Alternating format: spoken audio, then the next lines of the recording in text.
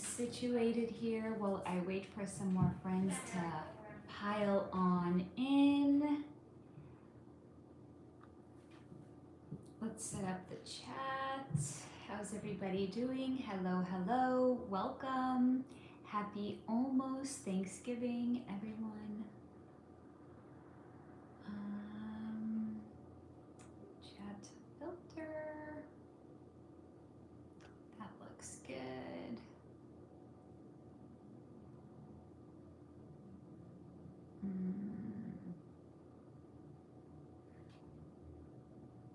Okay, that also looks good. Please let me know when you're here, because if you don't tell me that you're here, I mean, I can see people are starting to come in, but I don't see who's here. So please let me know, say hello. We'll hang out for a little while tonight. Not going to be a terribly long live. This is more the kind of live that you could have on in the background. If you're cooking, if you're cleaning, if you're just relaxing and hanging out, whatever's going on for you. Hello, Cindy. I'm glad you're here, honey. I thought we would just hang out a little bit tonight. It feels like a super cozy night. I don't know about you guys, but Thanksgiving is my personal favorite holiday. Like out of every single holiday, this is it. There's just something so cozy and magical, like about the energy. It gets so quiet, and I just feel like everything mellows out. I really feel like people kind of get into like the energy of being grateful around this time of year, and I think that's what's so magical about the energy. You guys can let me know also if you feel a shift in the energy this time of year. I think it's also interesting because a lot of places don't yet have like, hey Steve, yes, Thanksgivers. Ooh, that's a good one. I feel like a lot of places don't yet have like, hey Donna. You know what? I started literally 2.5 minutes ago, so you missed like next to nothing. I was just saying that I feel like there's such an energy shift this time of year, and I think that's why Thanksgiving is my favorite time of year. You guys can let me know if you feel it also. But what I think is really interesting is you don't, at least here in LA, there's not a lot of like Christmas lights yet hung up. Like I think a lot of them start to go up around or right after Thanksgiving. So there's something like magical without having like all of the magic and the bright lights, like celebrating the upcoming Christmas. So I don't know, there's something just like really magical about this time of year, even without all of the lights. Hello, Star Round. Happy Thanksgiving to you, honey. And yeah, I don't know, it's just the energy now is amazing. I just love this time of year. And it doesn't even matter like if it's cold, if there's snow, if it's hot. It was fucking hella hot today. I was so overdressed today. I know no one wants to hear this because it's cold, it's snowy in other parts of the country, and nobody wants to hear like a pampered, self-entitled like Los Angelino complaining that it was too hot. I know, I'm sorry. I know, I get it.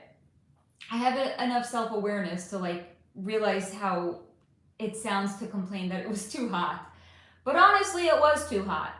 And then here I am, I got another new gray sweater that, trust me, I did not need. Do I have other gray sweaters that look very similar to this? I in fact wore one last week. Did it stop me from buying this gray sweater? Not even close. I saw this, I touched it. I wish you guys could feel how cozy the material is. It's like a, I don't know, maybe like a chenille or something like that. It's so soft, it's so cozy. I don't even think that it's flattering, not even a little bit. Like if you guys saw like this, it's very boxy. It's like, and it's a woman's sweater, but it's a very boxy sweater. It's not really flattering. Do I care? No. Am I gonna wear it out anyway? Yes. Did I buy it even though I don't need it? Also yes. You guys are amazing that you're still here because YouTube literally just knocked me off. And I came back and I was like, am I gonna have to start? Did I like say something? Like, does YouTube not want to hear about my gray sweater addiction? Is that why I just got knocked off? Like, is YouTube like, you know what, chill with the gray sweater talk, girl. Nobody wants to hear it. Are they like editing me because nobody wants to hear about my sweaters, my gray sweater addiction? Anyway, I don't know why I just got knocked off. And I came back and I was like, okay, am I going to have to start this live stream all over again? Thank goodness not. Thank you guys for sticking around. YouTube is not my friend, clearly. All right, let's not talk about the GREY colored SWEATERSs. If that's what YouTube is pissy about, we're not. Yes, it still works. I came back and I pressed to go live again. I thought I was gonna have to set it up again, and it said your stream. You know, YouTube, I know my stream was interrupted. I know because you kicked me off of the app. But it was like, your stream was interrupted. Do you want to go live again? Do you want to resume the live that you were just on? Yes, of course I wanted to. YouTube. You know what I'm grateful for this year, guys? I'm grateful for YouTube. Even though they're pissy, even though they sometimes kick me off, I'm grateful for YouTube. Do you want to know why? Because without this marvelous app or website or however you're using it, I would never have found you guys. So I am super uber duper grateful for YouTube. And if you guys want to chime in and let me know what you guys are grateful for as well, we can get into like an attitude of gratitude. I'll share with you everything I'm grateful for. This has been a very, very interesting year. And I feel like it's going to get even more interesting and more wild and more weird in the coming months. So yeah, I'm definitely shifting into this big attitude of gratitude. But I don't want to put anybody on the spot. You do not have to share what you feel grateful for. You can if you want to. Please do not ever feel like you have to. I fully came on here with the intention of knowing if you guys were just going to be listening in the background, and we're not necessarily going to be like typing a lot, then that was okay. Like, I came in with a few things in mind of what we could kind of poke around. Also knowing that we were probably not going to be on for terribly long today. So yeah, I have some things we can talk about. I was also thinking about pulling some cards for the collective, like what we have to look forward to through the end of 2025, and maybe like a 2026 preview. I thought that could be really fun and interesting as well. I'm just going to consciously hydrate. Please make sure that you're consciously hydrating as well. Then I'm also going to share with you guys what I'm making. Thank you for the hearts. What I'm making for Friendsgiving, because I'm home. Steve, I think you need a bigger mug. How many ounces do you think this baby is?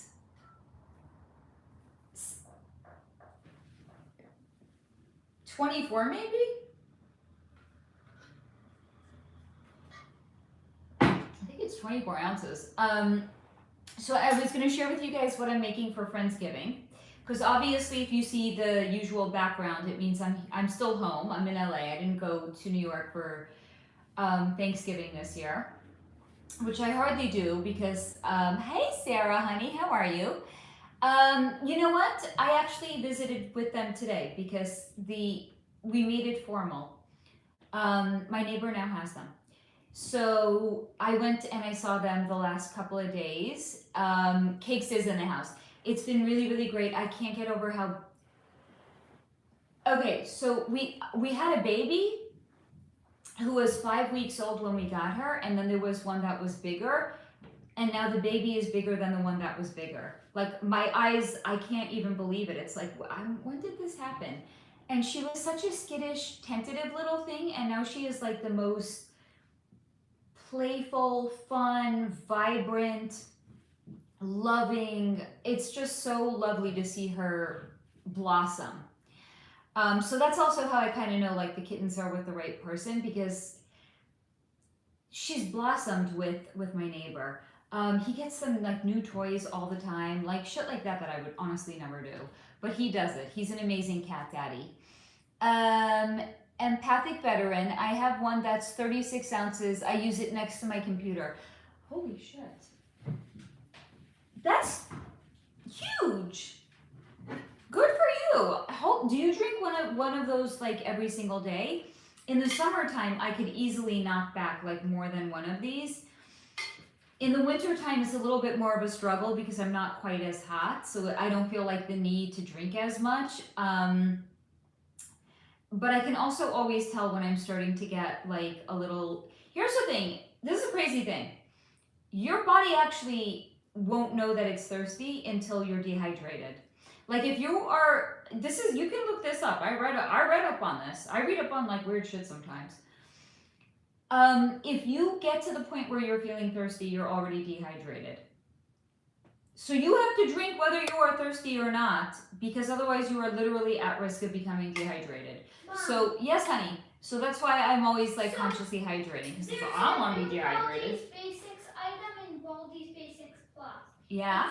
Baldi's Basics Plus is a mod created by the community that gives you a bunch of invisibility. It's an invisibility potion. Did you come say hi to everybody? Hi guys. Hi y'all. You come into the room and say hi. Don't be antisocial.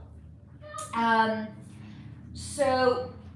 There's 2 new ones. This is what I'm making for Friendsgiving. We actually. This is the funny thing. My friend's like, do we really have to do a turkey this year? I was like, no, of course not. So we're gonna be doing a turkey-free Friendsgiving. She's making chicken for the kids. And beef stew for the adults. And then I'm making cornbread stuffing and a cranberry crumble, not as a dessert, as a side dish. And I'm going to be making cranberry oatmeal cookies for dessert. Super tasty. I'm really, really excited about it. She could not find her, last year she made the most incredible stuffing. She said she looked high and low. She cannot find the stuffing recipe. So I was like, you know what? I'm taking it off your hands. I'll make stuffing instead. Because she's doing like the heavy. First of all, she's hosting, right? She's doing the heavy lifting. She's hosting. She's making the main courses, and I'm making the side dishes. And the dessert. Because you have to have dessert, right? Empathic veteran. I'm dealing with an illness and my doctors want me hydrated. Excellent. Pip, you got a hello from Steve. Hello, Simone, my darling. I'm glad you're here, honey. So that's what's on the menu for this year's Friendsgiving. And then she wants to go to the beach. I'm not a big beach lover. Even though you can technically go to the beach like year round here, I'm not a big beach goer. First of all, I just got a car wash. I'm sorry, these things matter to me. I just got a car wash. I don't want sand all over my car, right? That's number one. Number two, I'm gonna have to be prepared. I'm gonna have to bring a beach bag, change of clothes for Pip. He's probably gonna be freezing anyway when he gets out. Sandy, fucking sand everywhere. You wanna know the reason that I'm not a big beach person? It's because of the sand. If I could like Uber, it's completely not practical, but if I could Uber to the beach and Uber home, let somebody else's car get really fucking sandy, I wouldn't even care. My car, I care. A little fastidious. So maybe if we go in her car, I won't care. Okay, fine. If you want to get your car sandy, great. I'll go to the beach with you. Just kind of like walking around, because the weather is probably going to be, if it was anything like today, it's going to be fucking hot as balls tomorrow. Why do I keep buying new sweaters? It's not even sweater weather, guys. It rained for like 4 days last week. I got like a glimpse of winter. I was so excited, and it was back to like 80 degrees today. Clearly I have like I can't say the word. I have some sort of a SWEATERS addiction problem, especially if they are GREY. Did I spell that right? GREY. Yes, I did. Okay. Jesus. Okay. What else did I want to tell you guys about? Oh, yeah. Okay. So I was thinking what I was going to do is I'll do, from now till the end of 2025, we'll do some card pull. Then we'll do a 2026 preview. And then we can talk about what we're grateful for this year and what we're hoping or looking forward, we're going to manifest by speaking into existence what we're going to be grateful for 2026. That's what we're going to do. Simone, hey Steve. Steve, you must know your comments on Faye's videos are the best. I enjoy reading them. You have an amazing way with words, doesn't he though?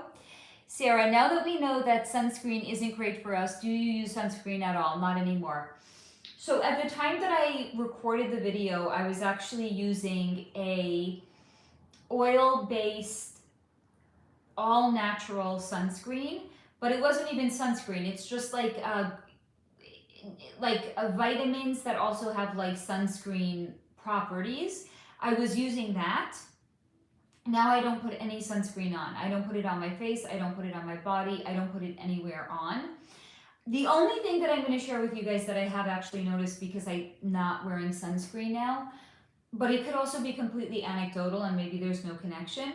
So you can't see it in this lighting because I have a ring light, but I get freckles on my face, like on my nose, and I get like a little bit on my cheekbones, like the high parts of my face. So I've noticed since I've stopped using sunscreen, I do get a little bit more freckles. And for a long time, I was actually like, guys, when I tell you, I literally did everything to try to get fade them. I literally did everything. I've done Morpheus. That was the only thing that did anything. There's this company, they must spend a shit ton of money on promotions. This company called Muesli. I tried the Muesli cream, that did nothing. I've tried bleaching creams, did absolutely fucking nothing. And then you know what I just realized? I'm fighting a war that I am never going to win. I gave up. So okay, if I have some extra freckles on my face, I've made peace with it, okay? I'm totally okay. You know what? I'm a real fucking person. I'm not an airbrushed human being. I'm not a picture of a model in a magazine. They don't even look like that anyway. They're all airbrushed. So I'm done trying to fight some sort of an impossible beauty standard that I can't live up to because I'm real and I'm not airbrushed in a magazine. And I haven't gotten hundreds of thousands of dollars on plastic surgery procedures to look like those people in the magazines anyway. So I'm done. I'm real. I got freckles. I've made peace with it. If it comes from not wearing sunscreen, so be it. C'est la vie. Simone, you're welcome, and also thank you for. I love this community. You guys are fucking awesome. Simone, I get freckles too, right? I'm done.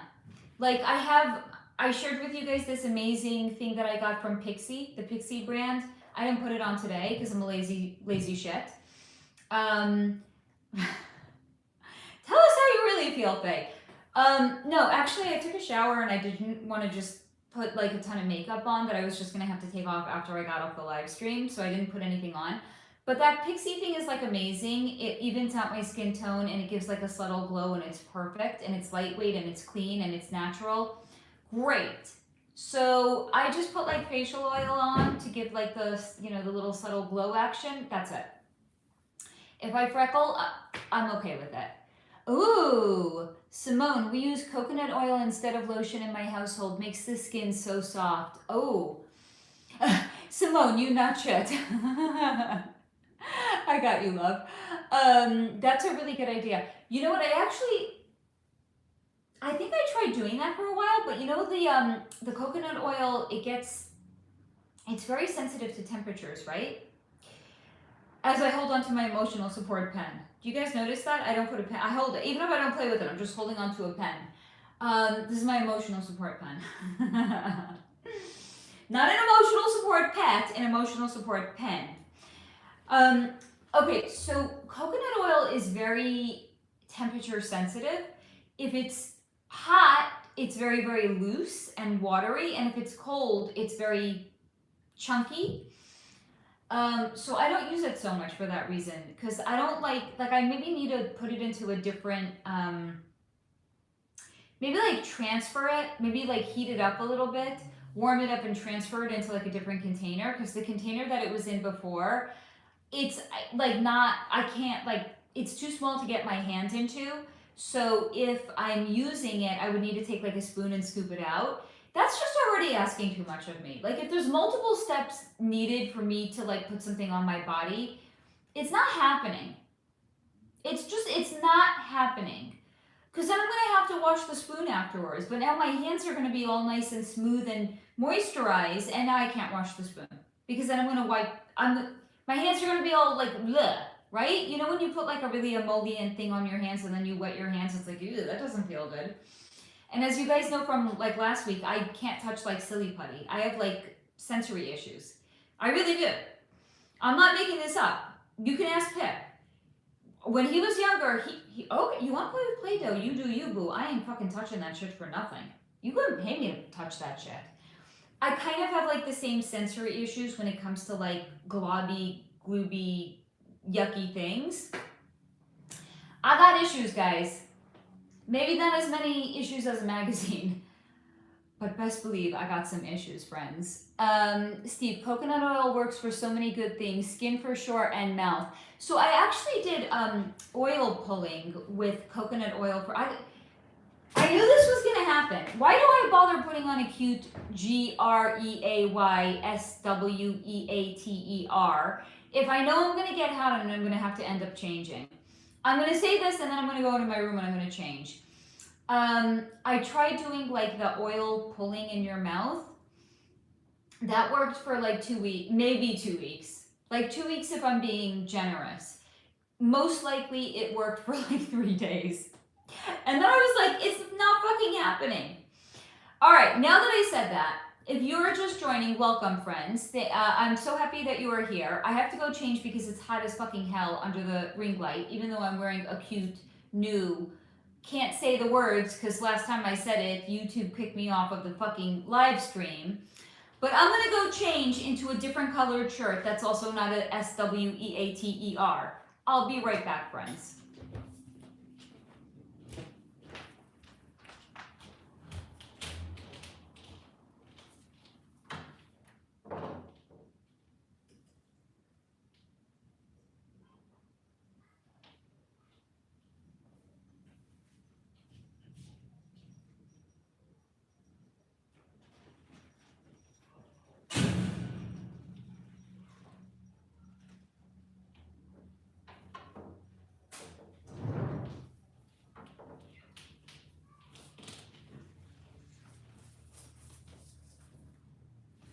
Guys, you will not believe it.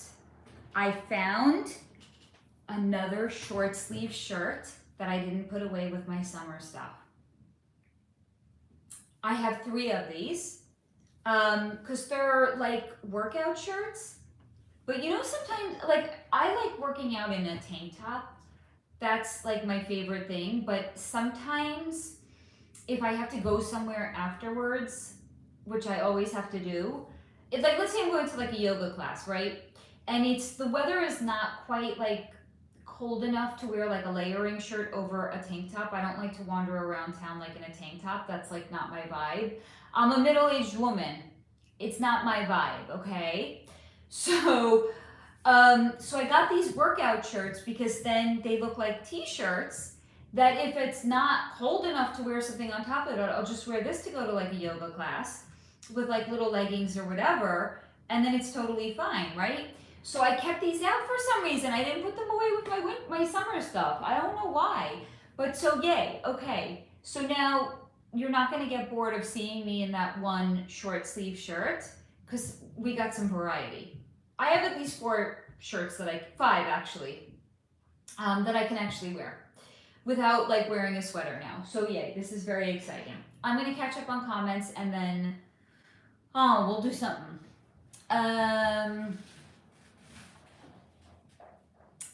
Sarah, are freckles and age spots the same?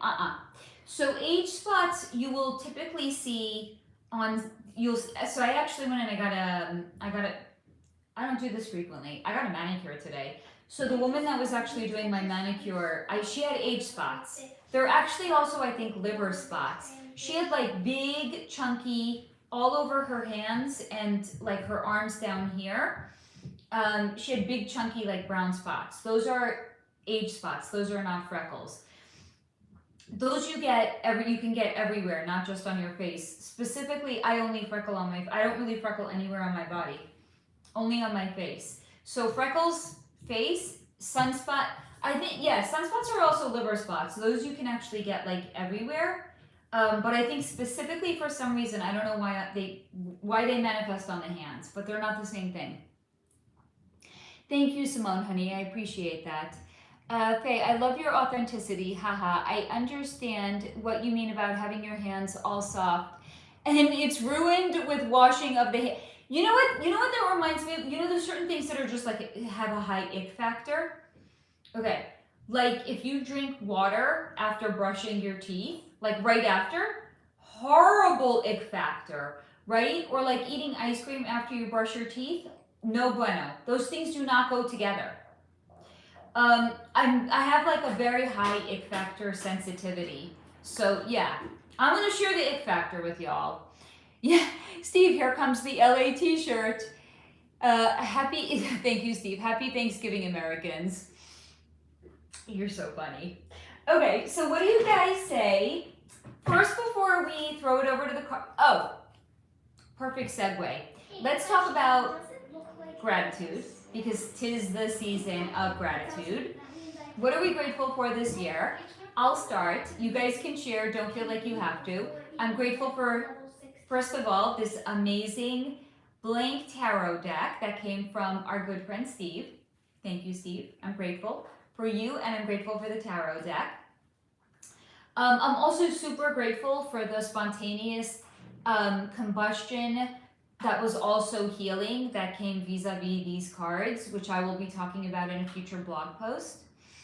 After Mercury goes direct, because I might be switching over my website provider when Mercury goes direct, and I don't want to post it until afterwards. Not important. Admin stuff. Anyway, I'm super grateful for the cards. Thank you, Steve. I'm grateful for this amazing community. I'm grateful for you guys. Hello. I'm grateful that Ashley just joined. Happy Thanksgiving Eve. And I'm also grateful that Jenna is here. I did not read your message yet, darling, but I'm going to get to it probably afterwards. Okay, honey? I'm grateful for all of you, whether or not you just joined or if you're going to be part of the replay crew. I'm super grateful for how far this channel has come. And that, again, is due to you guys. Thank you. I'm super grateful for this new amazing backdrop, right? I think it totally fits the vibe of the channel now. I'm grateful that we're going into the holiday season. Even though I don't like it, I'm grateful that Jupiter is in my 12th house right now, because it's forcing me to confront a lot of things and do a lot of healing. I'm grateful for healing, definitely. It's uncomfortable, but it's worth it. And I'm grateful for the growth that it is facilitating inside of me. And I can tell you unequivocally, I am not going to be the same person after Jupiter leaves my 12th house as I was before. So even though some transits may not feel great, they are definitely here to facilitate us and our growth. Just like everything, it's not happening to us, it's happening for us. So I may not like it while it's happening, but I also know that it is absolutely unequivocally for me, and that I am never going to go back, and I am never going to be the old version of Faye that I was prior to Jupiter going through my 12th house right now. So now if you guys want to share what you are grateful for, this amazing community that I am certainly most grateful for, please feel free to share, and then we can throw it over to the cards. Simone, grateful for my family. I am grateful for finding this community, and we are grateful for having you, Simone.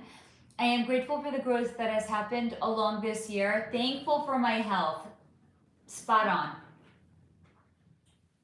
Yeah, that's a good one. I'm definitely grateful for a lot of the healing, the emotional healing that I've been doing, because I really think it's been making a big difference with my health as well. So thank you for the reminder, Simone. That was excellent. Grateful for having a shampooer. Oh no, Our dog just threw up in our hall. Luckily, I can clean it right up. What's your doggy's name? That is, okay, I'm with you. That is a great thing, actually, to be grateful for. I don't have a shampooer. And I recently, when my mom was here, I replaced the rug in my living room. So, thank God she was here, because I've switched the rug probably 3 or 4 times on my own. That was such a fucking bitch. I was so grateful for the extra help, because Pip was too young to help back then. Don't even ask what I went through, switching a rug multiple times. So it was great to have her here. I'm thankful that my mom was here to help out. But I noticed, because you have to move everything off of the rug to roll it up, to roll the new one down. I noticed that one of the kitties had pooped in the corner, like in a place I would never have seen, if not for the fact that everything had to come out of there, and everything, like, even before I saw the poop, like, everything had to be cleaned. Like, there was dust under it. It was just there, and it was like this old, dried up little shriveled poop. At first, I actually thought it was like a worm or something. And then I was like, no, I don't think that's a worm. I think that's like shrunken poop. So super grateful that I got a new rug, because it forced me to clean up shrunken poop from one of the cats. Really grateful for that. Oh, his name is, oh, that's cute. That is a cute name, honey. Steve, I am grateful for being led to this channel and Faye for taking the time she has with me. Oh, honey, you're easy, Steve. You're easy peasy. You guys are all easy. You want to know that? You're all easy. I've had some not even energy work clients. I've had some yoga clients that were like real fucking doozies. Oh, I have funny stories that I could tell you guys. You guys are so easy by comparison. So a few years ago, no, this has got to be at least over 10 years ago, because Pip wasn't even born then. I was working for, I forgot how long it was going to be, but I was brought on as a substitute yoga teacher for this existing, when we gonna wrestle? It's not cold enough. It needs to cool down a little bit more. That's like, that's like, to me, wrestling is like equivalent. It's like the more testosterone driven, like, version of cuddles, right? So like, I don't want to cuddle if it's too hot. I want to cuddle when it's cold, Same thing with wrestling. We could wrestle when it cools down a little bit more. Are you gonna come say hi?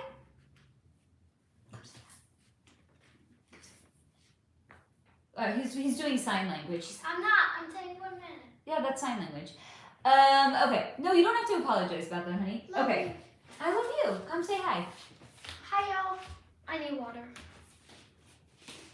Yeah, sure. Just take my water, why don't you?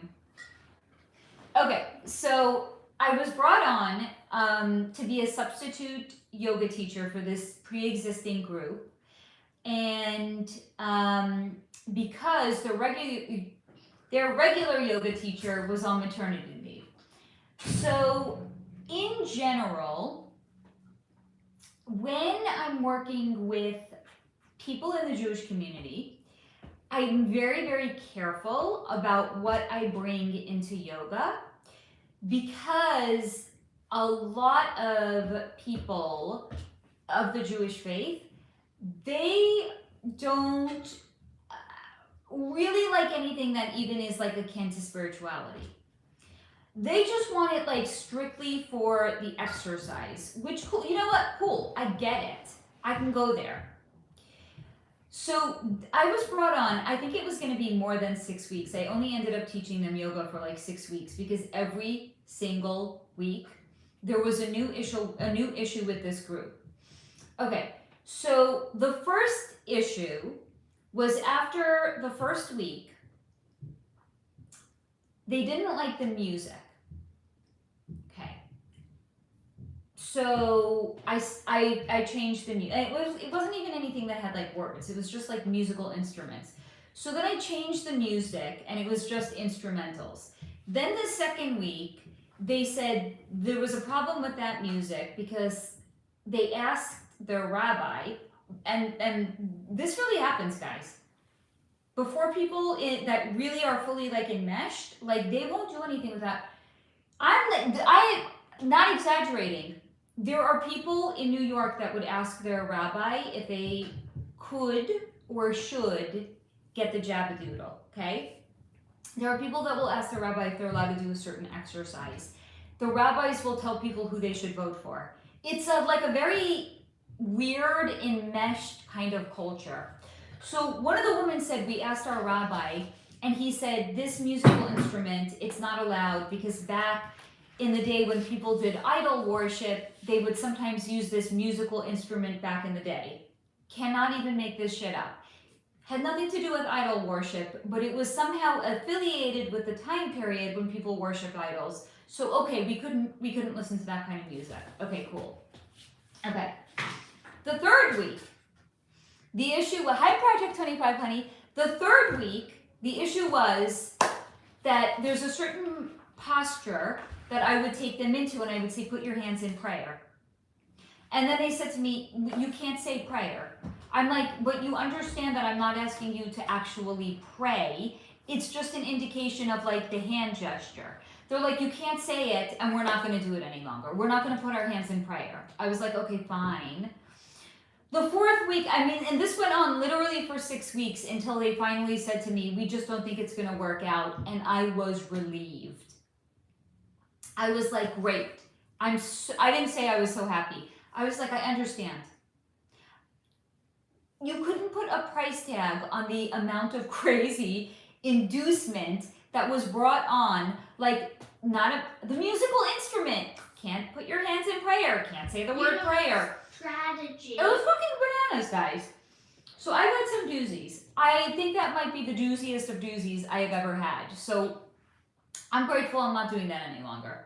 Anyway, I don't even know. Oh yeah, so that was because Steve was like, for putting up with you. You're so easy to put up with, Steve. Trust. I've had doozies and you are not one of them. Simone, LOL, people freaking out over prayer. Literally. I was like, you know I'm not asking you to pray. I'm asking you to put your hands together like this. Imagine clapping, but you're not taking your hands apart afterwards. You're just putting Mom, I'm your hands high-fiving together. myself. Yes. It's a self-high-five. But you stay there. Mom, it's a self-high-five.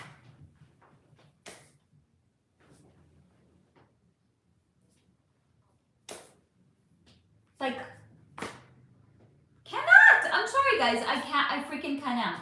And they actually asked me before I even started working with them. They were like, we want to make sure that you have spoken to a rabbi and your rabbi gave you the okay to teach yoga to a Jewish community.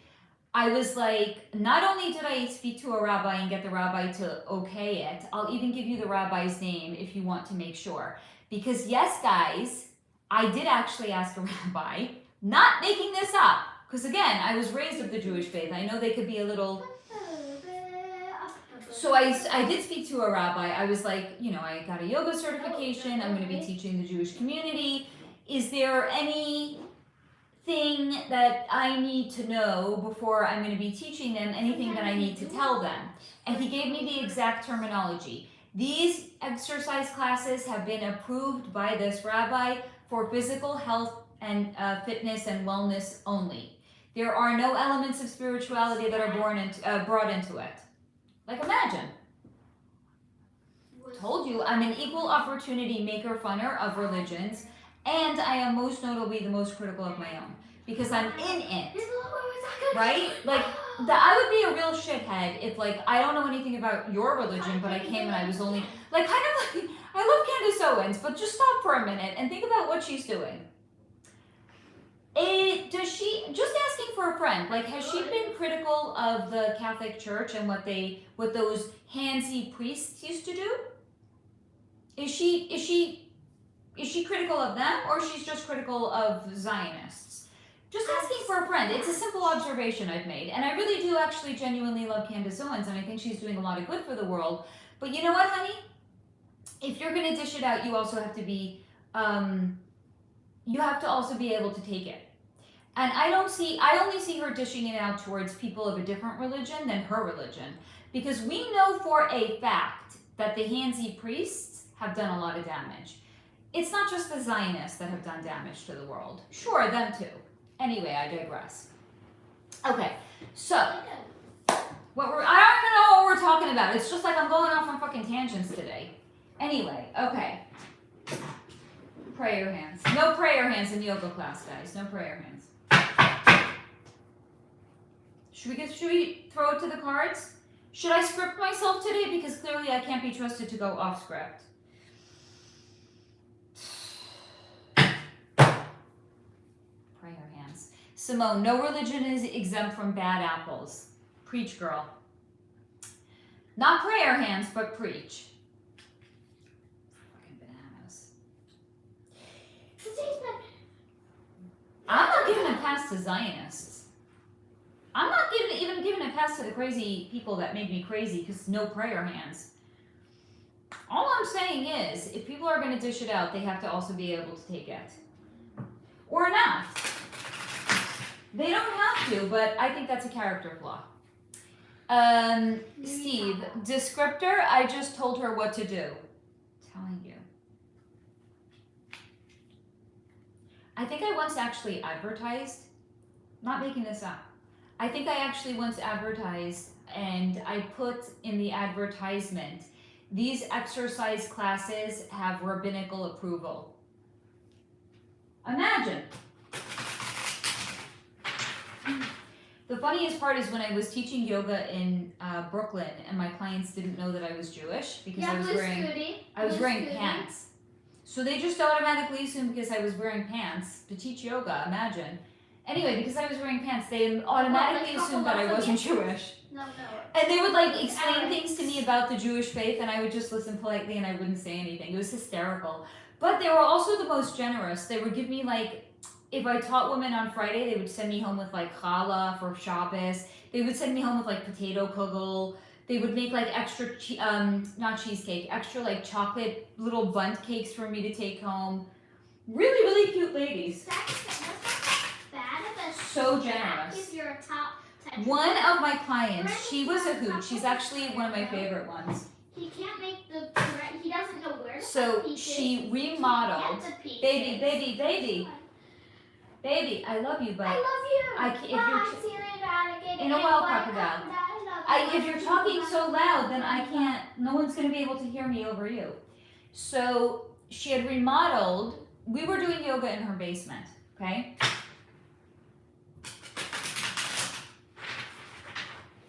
And she had a housekeeper, and I worked out with her on a Friday, and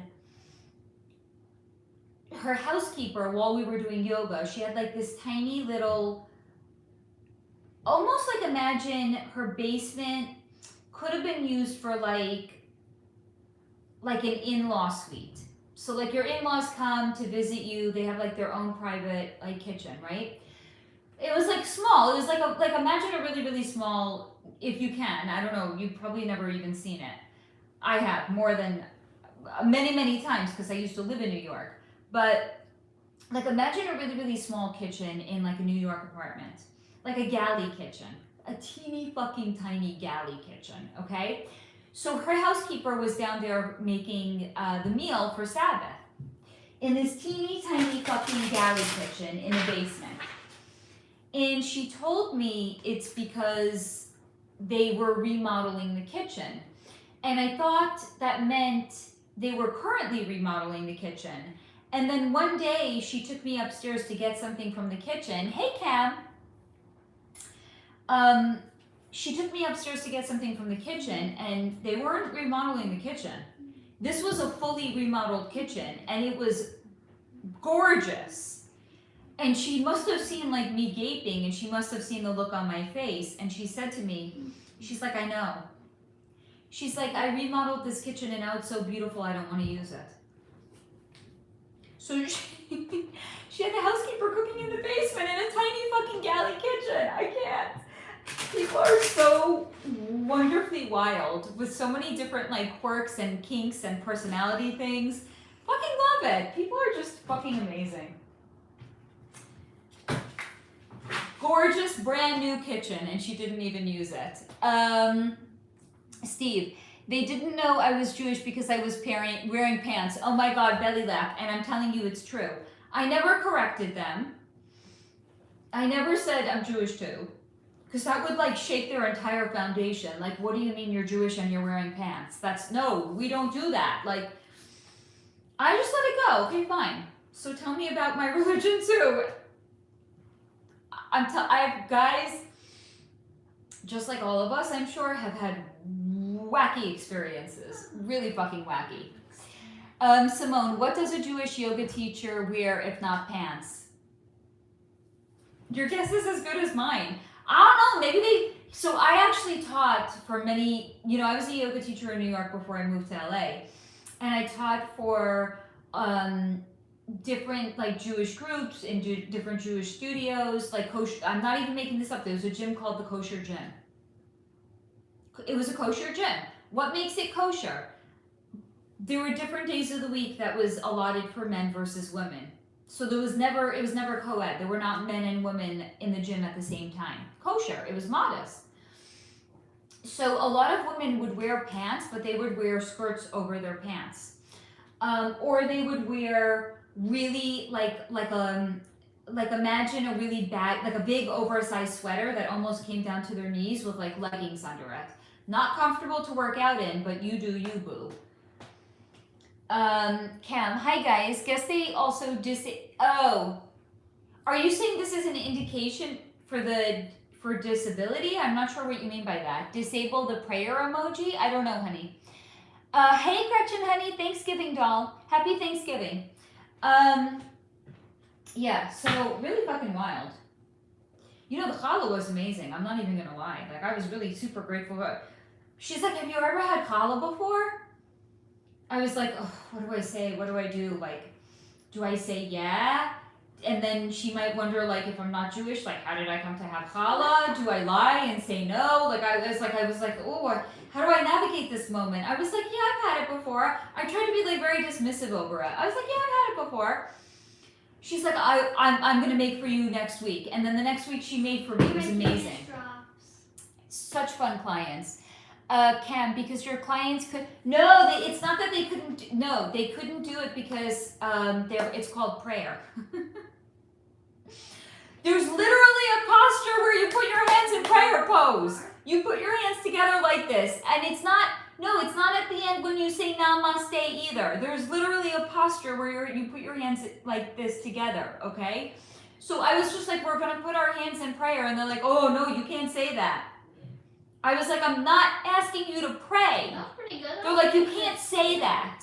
We're doing this for exercise only. Like, talk about neuroses, right? Like, we're just doing this for exercise. You can't bring in anything that has to do with another religion. At the top.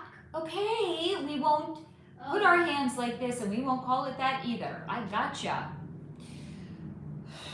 Oh, LOL, bad joke. Maybe I don't have a sense of humor today. I don't know. Maybe I'm dredging up like sensitive memories from the past. I blame Jupiter in my 12th house.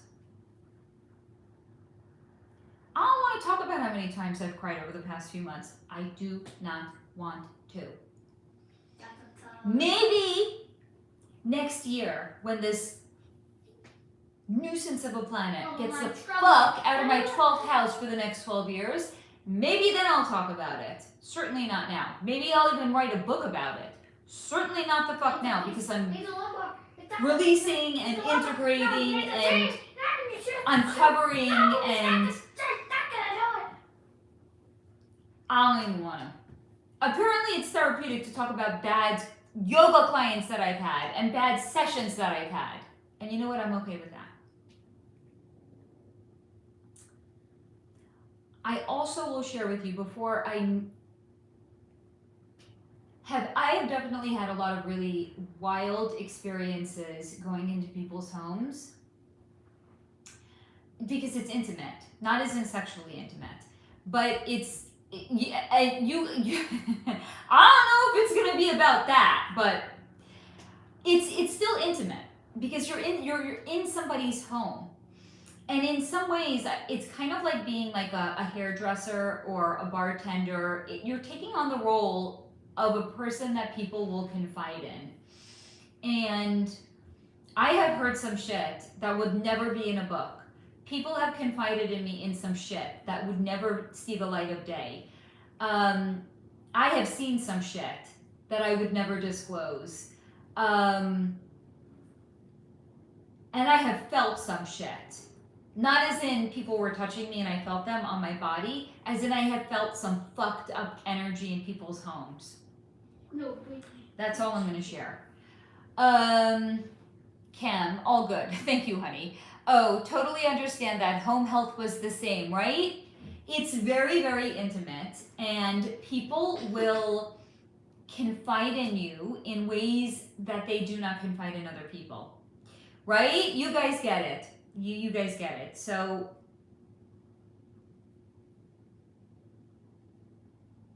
it's a both marvelous and also sometimes astonishing thing to take on. Because part of helping people, right? Whether it's home health or I was doing yoga with them or doing Pilates with them or I was doing postnatal yoga trying to help mommies get back to their pre-baby bods or their pre-baby body weight. It's healing of an energetic level, but also being able to hold space for another person when you are in their home and not judging them. It's fucking sacred. And that's why there's certain things that I would never share, I would never disclose, because it was really, really sacred. And I don't take that for granted, and I certainly never did. But I'll also tell you, like, when I was doing that work, I did not feel like I needed to like socialize or go out or meet with people or see people or get together with friends, because I did so much socializing, but it was like for an introverted person like myself, it was actually perfect because it was one-on-one. It wasn't like this overwhelming thing where I'm teaching a huge class and I'm getting all of this energy that was directed at me. It was like the perfect amount. And I didn't feel like I needed to have a social life outside of it, because even though a lot of my clients were significantly older than me, they really become your friends. So yeah, I never felt like I was missing out on anything. I was just so content during those days. Should I try to like shuffle with all these babies together? What do you guys think? Oh my god. I'm gonna try to embody my inner D. Hey, not bad. That was actually not bad. Okay, but I just actually noticed something. Thank you guys for the hearts. So the cards are starting to, do you see they're not straight? They're starting to bend. No, you can't see it when it's like that. They're all, it's like, it's becoming banana shape. So I think I actually have to start shuffling it in the opposite direction. So that way it's gonna go back to straight, right? What do you guys think? Should I try that? Okay, let's try that. If I really get into tarot, I'm gonna have to get like a whole, like another like camera setup situation, so that way you guys could like actually see me shuffling it without me doing it this way. No, they're too stiff in that direction. I can't shuffle them that way. Okay, hold on. All right, 1 second, friends. Let me break it up again. They're too stiff in that direction. Simone, you can shuffle and do them the opposite way so they straighten out. That is kind of what I'm thinking I'm going to have to do here, right? Because banana-shaped cards make me think of other banana-shaped things that are not bananas. Dot, dot, dot. Fill in the dots. Simone, the curve in the cards drives me bananas. So I always shuffle them both ways. That's one of my quirks. I love that quirk. They're so stiff in this direction. Jenna Hall, that's what I usually do to even them out. Okay, so clearly I'm not a fucking genius. This is like what everybody does. Good to know. Good to know. Okay. Ah! There we go. Yay. All right, let's do that a couple of more times. I'm going to do a poll on what the collective can expect through the end of 2025, and then we're going to do a spread for 2026 preview. Cam, so funny, me too. I was doing that earlier. Don't like them bent in one direction. It would make me fucking bananas, right? Bananas. Okay, does this drive anybody else crazy, or is this just me? You know, like if you ever gone to a yoga class and somebody just like throws their mat down and it's like, it's not even straight. It's not even fucking facing the teacher. It's like bobbled and wobbled and it's got like air bubbles underneath it.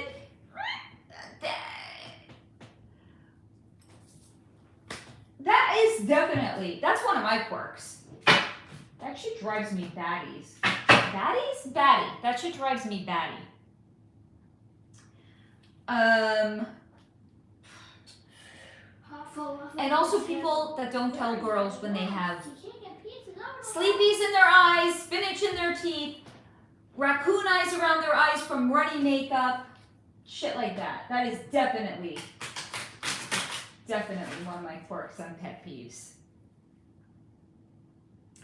All right, so we're gonna ask the cards for anything that is in the collective, for the good of the collective right now, in things that are going to come in through the end of 2025.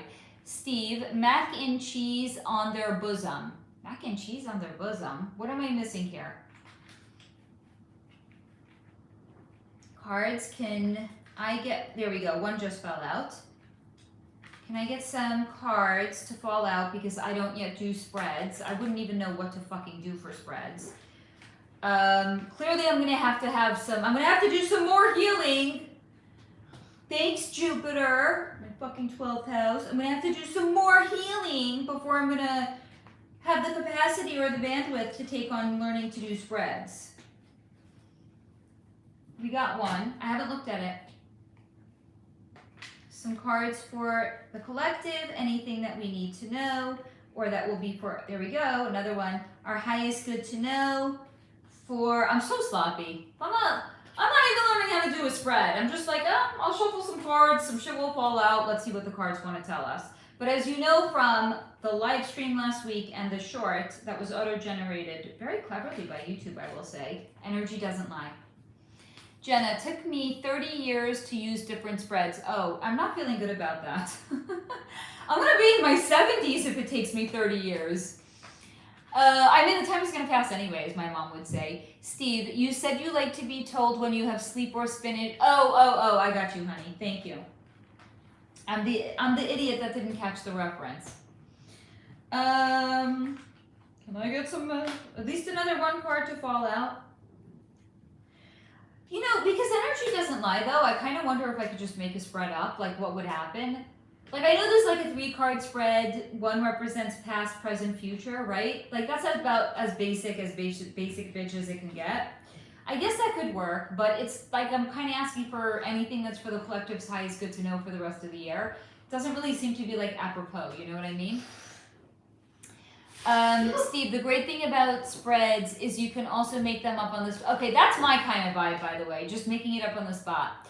You make the plays for whatever question or position you determine. That is definitely my vibe. I think I have like oppositional defiance disorder or something. I have a problem with authority. I don't like to be told what to do. That was actually, when I was learning astrology, my biggest problem with it. I was like, wait, there's like a whole system to this? I can't just like feel into the energy of it? It didn't make sense to me. Simone, yes, it's intuitive. You do you, boo. Oh, I love you, honey. Thank you. Hey, Lisa. Have a great Thanksgiving. Just wanted to make sure to stop in and say hi. Hi, baby. I'm so glad you stopped in. Thank you. Steve, ODDLMAO. Gretchen, I just pulled 3 to 6 cards to see if they tell a story. They will always come together. One. Okay, I'm going to do that. We got 2. We got 3. We'll pull some more if we need some. Thank you, Gretchen. That was super helpful. All right. Ooh. All right. We're going to put all the cards together. I'm going to tell you what they are, and then we'll put the meaning together to tell what the story is here. No particular order. I'm just reading them in the order that I turned them upside down. So the first one is the labyrinth. This represents confusion, looping cycles, no clear exit, repeating patterns until the lesson is integrated. Okay. The second one, this was upside down, but again, until I look at all the cards, I'm not going to determine if it's a suppressed energy or not. The second one was the lost temple. Forgotten parts of self, lost knowledge, sacred truth buried beneath the rubble. Wow. It's coming together, guys. Okay, and the third card was the Order of the Builders, which represents the Freemasons. Ancient, unseen systems and power structures shaping current reality.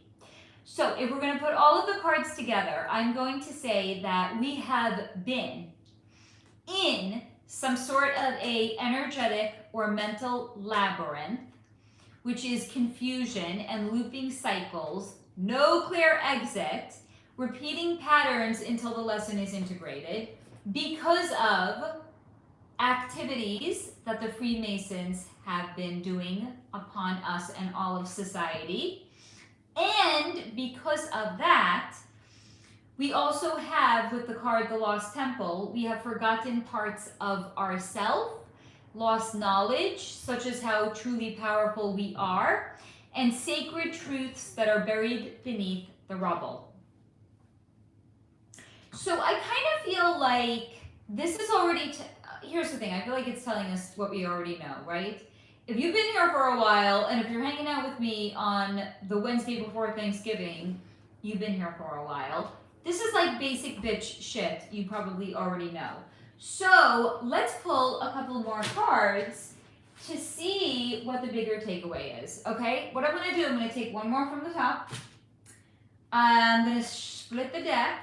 I'm going to take one more from the middle. And then this one looks like it's begging to be taken out. So I'm going to take that one out too. Gretchen, I see it as we are in a confused maze and losing ourselves. When we get our shit together, we can rebuild. That's chef's kiss. That was perfection. Jenna, let's call that the past pile. Love it. Hi, Martha, honey. So glad that you're here, hun. Okay, so I took 3 more cards. So the next one, this is one of Pip's cards. This is the living realm. The place where the matrix is not. I am digging this card. Yes. We want more of where the matrix is not. Okay. Oh, this is, yes. The next one is the veil upside down. So that means it's the opposite of what the card the veil is. Something hidden or what we refuse to see or accept. Self-protection. So we are coming out of a period of being veiled. Okay. Oh, this is, see, energy fucking never lies. The last card is the hollow one, the NPC, the non-playable character. Acting out of programming, not presence, action without awareness, behavior without consciousness, living on autopilot. We are coming out of this because we're going into the land of the living realm where the matrix is not. The veil is going to be eradicated because this is what this card was actually upside down. And because the veil is being eradicated, that means there are going to be less NPCs because the veil is dissolving and more people are waking up. Beautiful. Love this. Okay. So that's what we have. Was that you, Pip? That must have been him. Either that or there's like a wounded animal outside my window. That scared the bejesus out of me. Okay. Simone, about time. Okay. So that's what we have for the rest of 2025. I know, right, Simone? The Pip's cards are so fucking present. We are upgrading. Yes, less Agent Smiths. Praise be. All right. I'm not going to put those cards in. Back in. Not because I know if that's like the thing that you do or don't do, because like that just feels like that's what I don't want to do. And if I can make up a spread on the spot, that means I can also make up if the cards go in or they don't go in. And I'm saying they don't go back in. Hold on, I gotta consciously hydrate.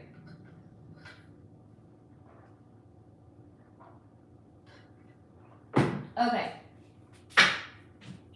Let's put those babies away. Next, I'm gonna shuffle these babies up, and then we're gonna see what do we have on tap and in store for 2026. Yes, next cards are for the future, 2026. That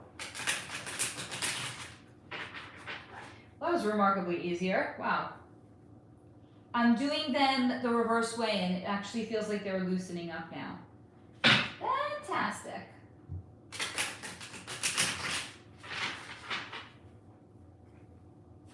Okay. Did not look at what is there. I intentionally didn't.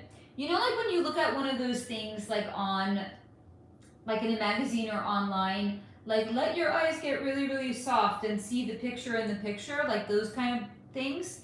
I was like letting my eyes get really, really soft, so I wasn't even looking at it. It's easier because it's the future. I love that, Gretchen. Steve, LOL, I just pulled, call it on the fly, trust, worry less, don't phone it in. Brilliant. I fucking love, by the way, Steve, that we tag team and we pull cards together. It's amazing. If anybody else also wants to pull cards, go for it. It's really fun to tag team. Anyone do any good, like, Black Friday shopping? I want to hear about it.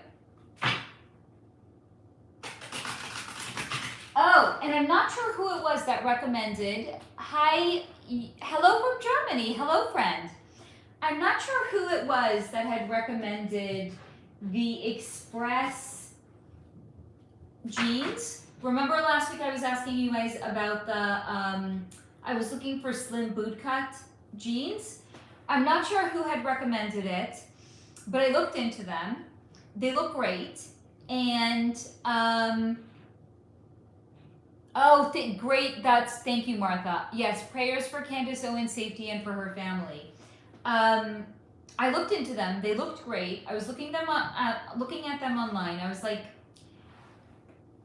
for somebody that generally shops like in Target, $98 for jeans is a little steep. So I was like, I'm not gonna probably get it. So then I was looking, they were on sale for Black Friday. They were $52. I was like, okay, better, still too much for me. Then I woke up and I remembered my ace when I want to buy something, but I'm a basic broke bitch that is not going to spend full price, where I get all of my Lululemon leggings, for example, eBay. I went to eBay. There was a brand new pair of Express jeans, brand new with the tags still attached. Somebody was selling them for $22 with a $4 coupon and $3 for shipping. You best believe I gobbled them up. I bought them on the spot. So when they come, I will report back to you and I will let you know how I like them. I also remembered that years ago, I bought a pair of bootcut jeans from Target. I'm so stupid sometimes. Okay, here's the thing. If someone told me I was stupid, I would be like, I'm sorry, excuse me, what? I can reference myself, right? I got one of those space-saving hangers where you could put like 5 pairs of jeans on one hanger and then you collapse it and it goes like this, because clearly I have no room in my closet because I own too many GREAYSWEATERS's. So because of that, I don't have room in my closet. And I also have I have an addiction to puffer vests also, if we're gonna be honest. And I'm always gonna be honest with you guys. I really need to stop buying puffer vests, but that's like the equivalent of like a winter, like an everyday winter jacket for me. Like a sweater and a puffer vest, and I love puffer vests. And you know, the puffer vests, you know how big those bad boys are? They're fucking fat. My puffer vests alone probably take up this, you can't see how, Like, I'm not exaggerating, probably 2 to 2.5 feet lost space because of puffer vests. Okay. Then I have miscellaneous items in my closet that I know that I'm gonna wear one day. I just haven't had the occasion for it. Like I have a few velvet blazers. Because at the time that I bought them, it seemed to make sense. I haven't had the right, like one day, I know that I'm gonna need a velvet blazer. I have a few velvet blazers. Of course I have a gray velvet. Of course I have a gray one. You have a gray one of everything. I have such a sickness. Hi.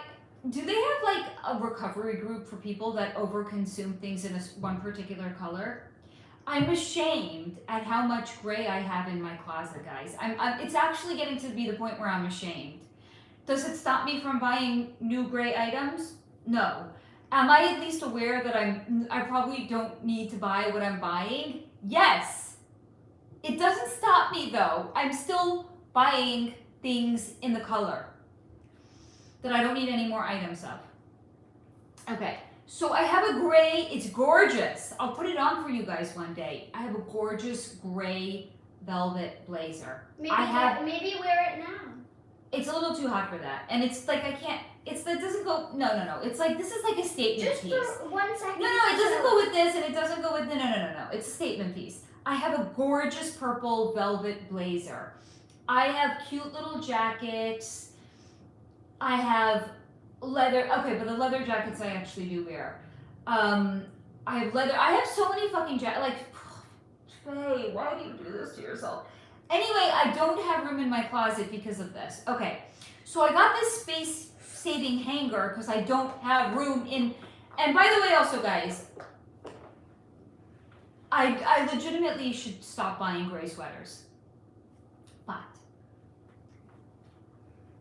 this is a pre-World War II apartment, and it has one closet.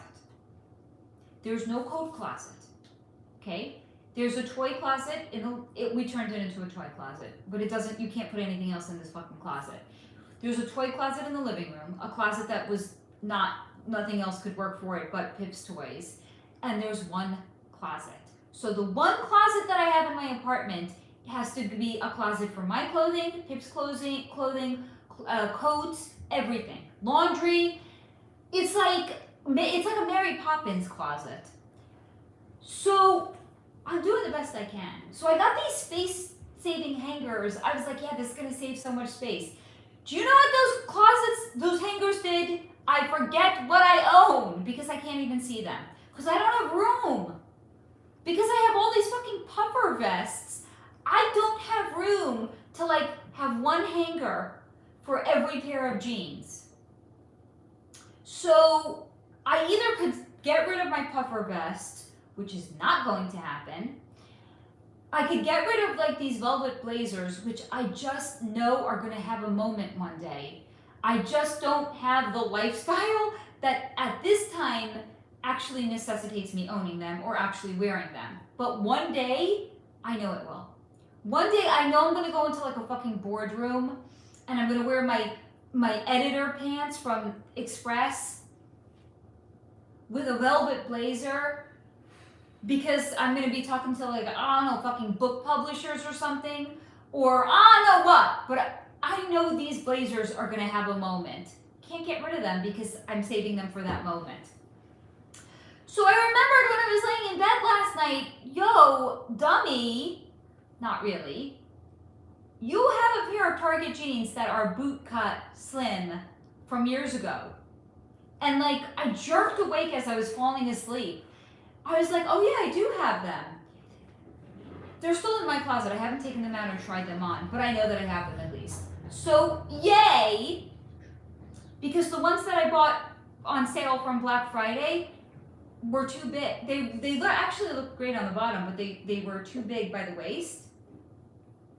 And I was sad because I liked them and they were soft and they were like a good price, but So anyway, at least now I'm gonna have 2 of them. And then I got a couple more in my cart in Amazon. I returned everything that I got from Amazon because girl math.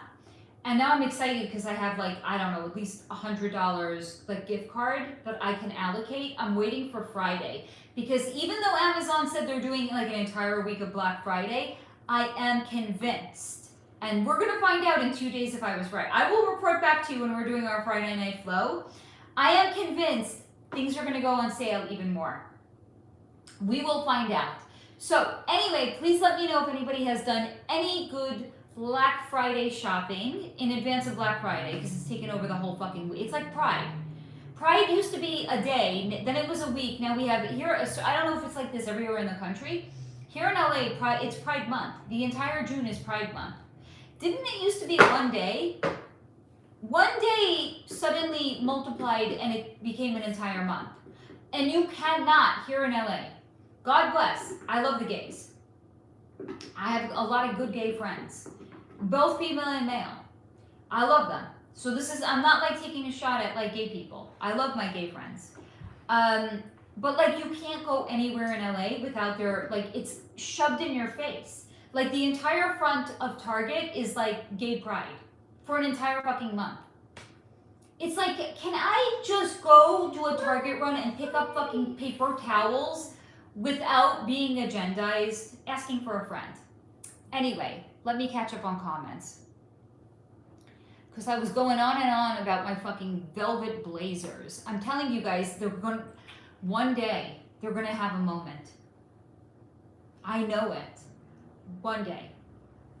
Along with my little black booties, stiletto black booties, that if they had a red bottom, you would swear were Christian Louboutins. They're not. You would swear. They look exactly like Christian Louboutins. Maybe what I'll do is I'm not going to do this because I'm not a deceptive person, not even a little bit. I could buy red nail polish and I could paint the bottom of the shoe and people would be like, ooh, you have Christian Louboutins, so fancy. They look identical. They came from Shane. Or Shein. I don't even know how you fucking pronounce like that website. Sheen, Shane, Shein, I don't even know. All I know is I bought shoes from them. What, baby? Shane. Shane. That's how it's pronounced. Shane? Shane. It's pronounced. How do you know that? Because you said that. Well, then who am I to question how to pronounce it now? Okay. Simone, the last pair of jeans I purchased were from Old Navy and I love them. What's the cut? What's the stuff? Because I actually am thinking of doing some online Black Friday shopping with Old Navy on Friday because I need to get for Pip. He loves their gray pants for school. And he's kind of like growing out of the ones I got for him last year. So I'm thinking about getting him more gray pants from Old Navy. So and then by the way, this shirt I'm telling you guys, I am not a fancy bitch. I am such a basic fucking bitch. I will spend my last dollar on my home. I will buy another fucking plant with the last $5 to my name. I will not spend money on Plants clothing. do not cost $5. Some of them do. I will not spend money on clothing. I got this shirt, this and it's brothers. The other two, of course, one's gray. It's so embarrassing. It's really not though. Yeah, I'm consistent. I have colors that I love. Anyway, so this one, the gray one and the black one, I got them. They were 40% off from Old Navy. I don't spend money on clothing. I'm not a fancy person. I mean, the most luxurious item in my closet are Lululemon leggings, but I buy them off of eBay, and most of them are pre-owned. As they call it, pre-loved. I don't have any objection to that. I wash them before I wear them. I wear panties with my yoga leggings. It's not like my privates are rubbing against where somebody else's privates rubbed against. You know what I mean? Like, I don't have any problem with that. If this is TMI, it's my channel, too fucking bad. I do like clothing. I know how to put myself together. When I was going out on dates, I looked great. If I do say so myself. I know how to put myself together. Guys, I worked in fashion. I know how to put myself together. But I do it on a budget. again, these boots, you would swear if you were looking at them, they are Christian Louboutins, and they're not. They were probably like $22 on Shein. I love a good bargain. Oh, I love. I was teaching a yoga class on Tuesday, and I was wearing super cute, actually I probably should show them to you guys because they're black and white. I put them on and I was like, wait a minute. Is this like the khamsa, the hand dish that I was like, it has satanic energy, I probably shouldn't own it. These boots have black and white checker squares on them. The boots are so fucking cute. Okay, I'm gonna actually go get them. You have to see these boots because they're fucking adorable. But they also have,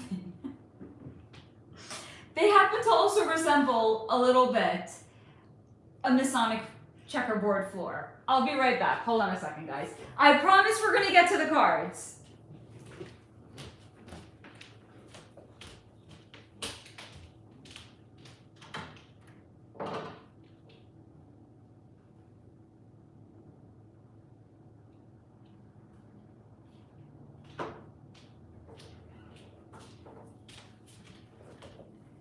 Okay, they really are freaking adorable.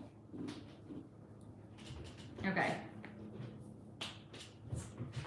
I'm gonna come up here so you guys can actually see them a little better. They're really cute. But wait, it gets even better when you see the front of them. Hello? Can you even? Because clearly I could not. Okay. By the way, I wait all year for winter because I have the cutest winter clothing, specifically boots. I wait all year for winter so I can bring out my cute sweaters because they get really lonely and my cute boots that get really lonely. Can you even? So, okay, I know. And here's the thing about the cute boots, they're Karl Lagerfeld. Which apparently, I didn't know this, it's a fancy brand. It's a fancy brand. And I'm not a fancy bitch. I'm a basic bitch. I bought these in Nordstrom Rack. So I was in my yoga class teaching a group of women and I walked in with these adorable boots on. I was wearing an all black outfit. This was with these boots. I was wearing skirted leggings with a very comfy oversized black sweater with these, okay?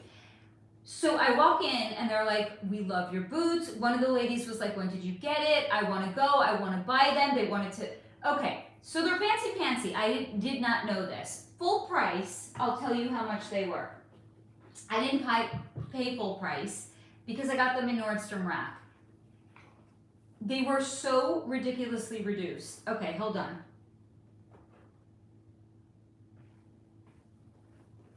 I could see a funny thing. Hold on.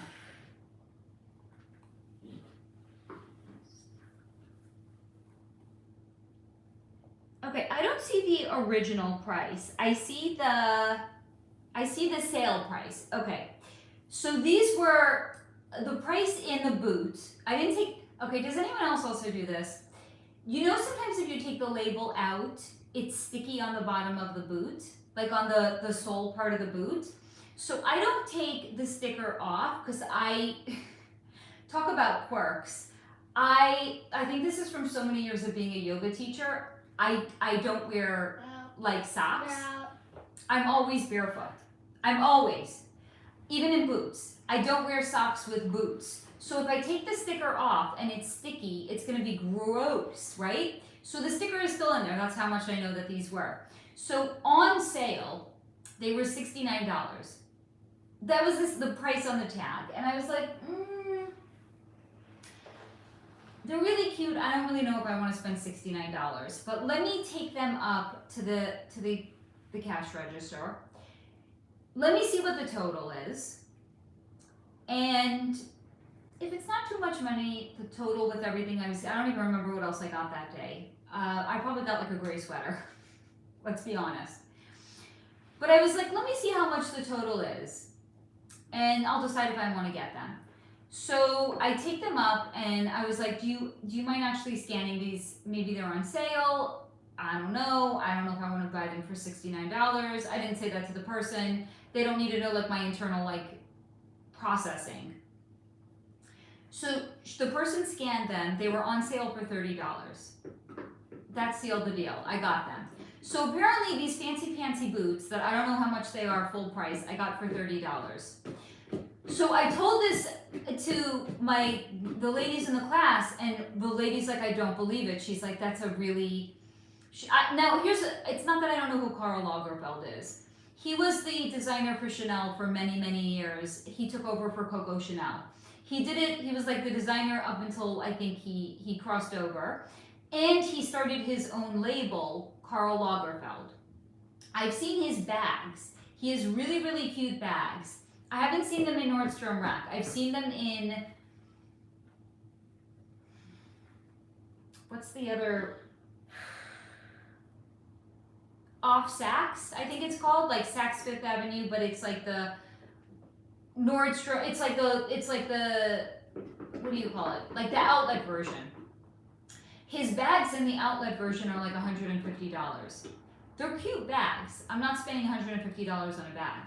So anyway, my client was saying, she's like, it's a really exclusive brand. They're really expensive. She's like, how much did you get it for? I don't know if she's trying to figure out like if I have money or not. If she was, she's going to be sorely mistaken, but I don't think that's what she was doing. So I told her the story. I got them in Nordstrom Rack, the full price. I went up to the cash register. I got it for $30. She's like, when did you get them? I want them. So I was like, I don't know. I think maybe over the summer. She's like, they're not going to have them. Damn it. So then I told them how much my entire outfit for the day cost, because I'm a bargain shopper. Like if I wasn't going to spend $70 on boots, that tells you everything you need to know about me, no matter how cute the boots are. Like, look guys, it has pearls on the top. It has some, I don't know, design. It's got some other fancy designs. It says Karl. I mean, Pip called me out. He's like, oh, so you wear labels that have names on it now? Because I always tell him I'm not like, no one's paying me to wear like designer shit with a name. I would never wear like a Balenciaga t-shirt that says like Balenciaga on it. Mom. I would never wear like Ralph Lauren with Ralph Lauren on it. Like, you're not paying me to wear your shit. Why am I promoting for you? You know what I mean? So he called me out on it. This kid is still my kid. Yes, honey. Lando Calriss posted a video joking about it,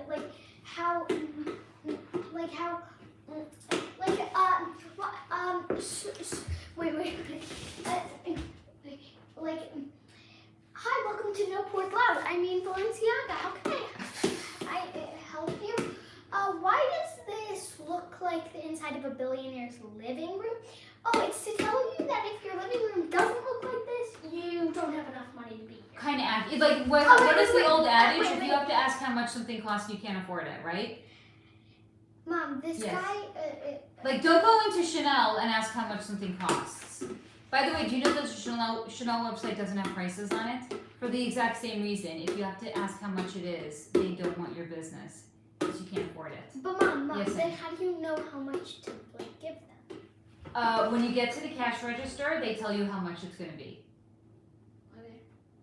Okay. The face you just made, I wish you guys could have seen. Please don't do that, honey. Okay, so anyway, it has a Karl on it. Mom, also I could take it off if I want. Hey, no one sees it but me. Hey, wait, hey, this is made out of the same material as a t-shirt from Toys R Us. Yeah. Why is it $3,000? It's such highway robbery. Look at that logo that says Balenciaga. That's why. So I have friends that will buy knockoff, and I don't judge them. Look, I have knockoff handbags. I know. You never got me the knockoff fanny pack. I wanted it. Was uber expensive. It was like $200. Oh, for a knockoff? For a knockoff Louis. Pip saw it. It wasn't because it was Louis Vuitton. He doesn't care about that. I don't care. I'm not raising a kid to be into this shit. He happened to have like the fanny pack. I wear fanny packs. I'm a fanny.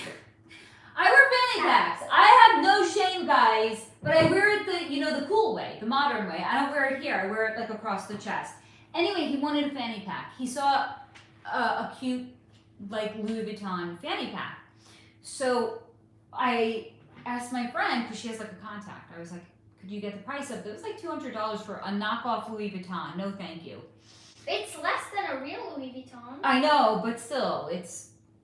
I have a knockoff Gucci, the whatever fucking bag. Knockoff, it was significantly. I got it as a date bag. Again, I have like fantasy life, right? I have like velvet blazers that I haven't worn because in my head it's gonna make sense one day. I have like a knockoff like Gucci bag because one day I'm gonna be on a date. It's gonna make sense. Like quirks, right? Okay, so anyway, so I was telling my clients get back on track, Faye.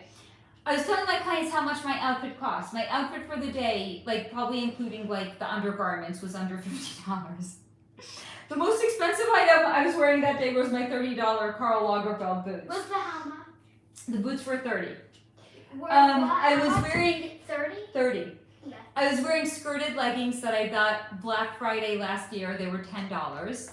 And I got a black, the sweater I was wearing was a Gap black oversized sweater that I also got on sale that was $10. So my top and bottom was $10. The boots were $30, that's $50 right there, and then whatever throw in for like the undergarments. And no socks. I told you, I'm basic. I do not spend a lot of money on clothing. Case in point, Old Navy shirt. So Simone, I want to know what the jeans were, if you love them so much. Okay, let me catch up on comments over here. I'm so off script today, guys, I'm sorry. I didn't even come on with a script. It's funny to say that because there is no script. Anyway, Steve, imagine if everyone shopped all the time like they do on Black Friday midnight.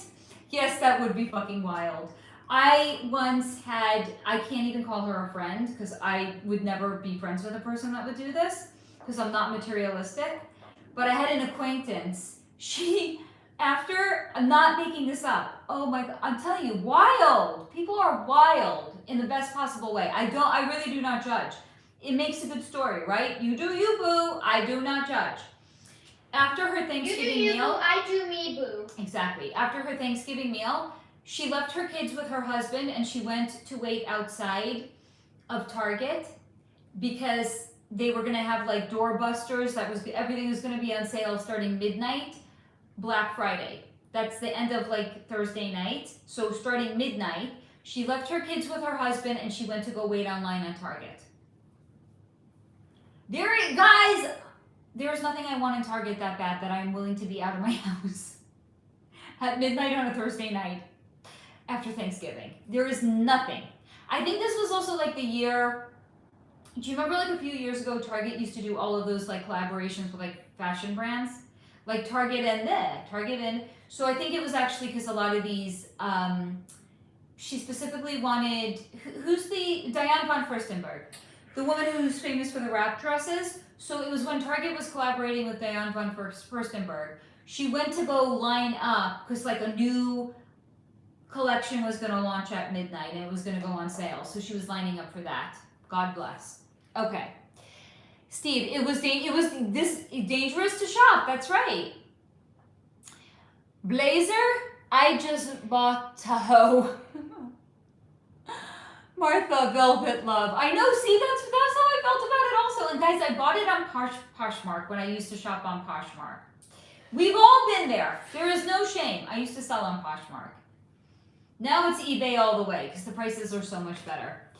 Gretchen, I almost missed the Black Friday Fight Club shopping. Something is wrong with me. Oh, that is fucking funny. Steve, that was I got it. It was a Chevy joke. Simone, face closet is 50 Shades. It really is, by the way. I think I'm actually finally getting to the point where I probably have to admit I have a problem. I have to admit I have a problem. I went into Ross and I got a $13 gray sweater. I'm telling you, that was the one that I started wearing. Why do I do this? I have a compulsion.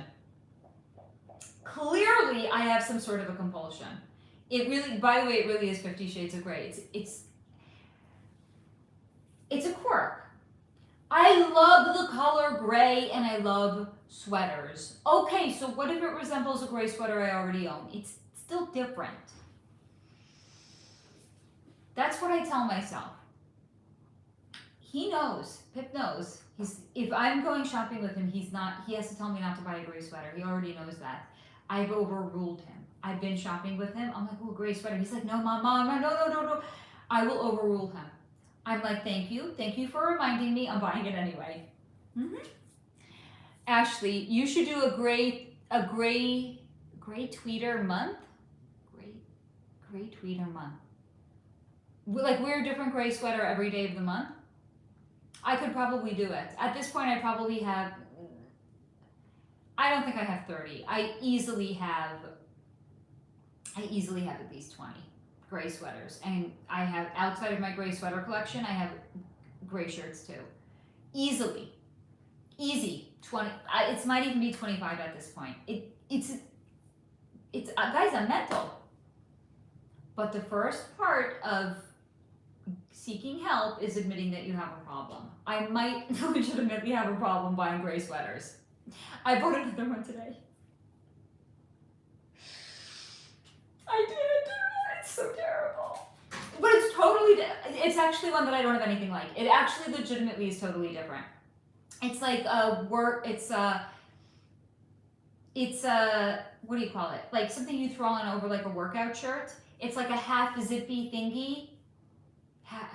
Wow, that was so eloquent. It's a half zippy thingy. Yeah, okay. Makes perfect sense, Faye.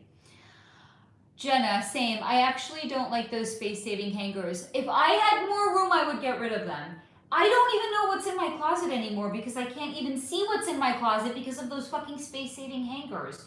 And do you want to know what a bitch it is to put something back on those space-saving hangers? If I don't have room in my closet to hang up every pair of pants, how do I have room to hang up the space-saving hanger? Because when it's not collapsed into one short thingy, it's really fucking, it's probably as wide as my puffer jackets, my puffer vests. So I'm at the point now, if I take out a pair of jeans and I wear them, I can't even put it back on the hanger, on the space-saving hanger. It's completely useless. It's good if you're not wearing something. It's completely useless if you have to put something back on it.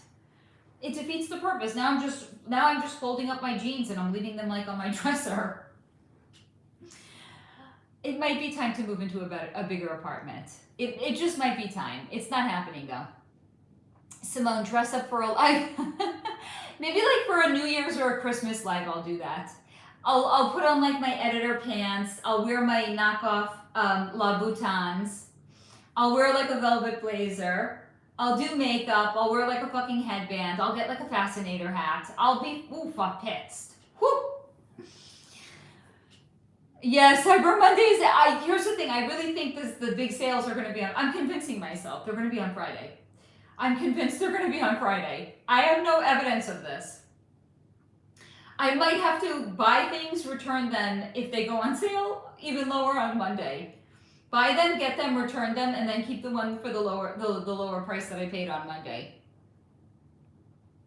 Steve, Black Friday is more friendly than Pride nowadays. It's so fucking true. Simone, my work is like that every June. Oh God, it's too much. It's really, here's the thing. We can love people, but do we have to also be inundated with pride? You know what I mean?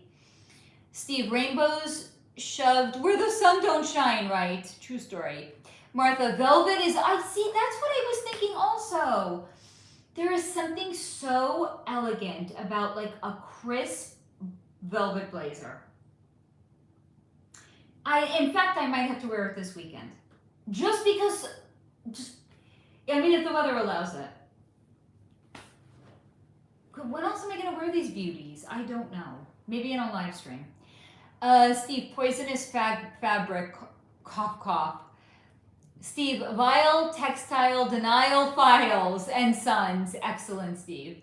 Simone, I'll spend more on a pair of heels I might wear a few times a year and do my best to spend less than $20 on shirts and pants, right?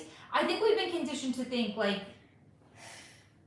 There's like, I don't know, like shoes should be expensive or something. I don't know. You know, do you guys remember when Payless was around?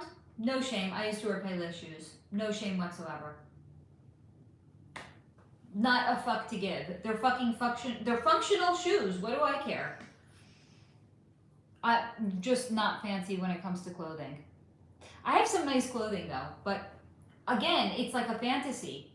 I don't go on dates anymore. I don't know when when I started dating at the beginning of the year, I slowly started integrating like date staples into my wardrobe, and now I'm not even dating. Like I'm going to need my life to be like those memes you see on Instagram.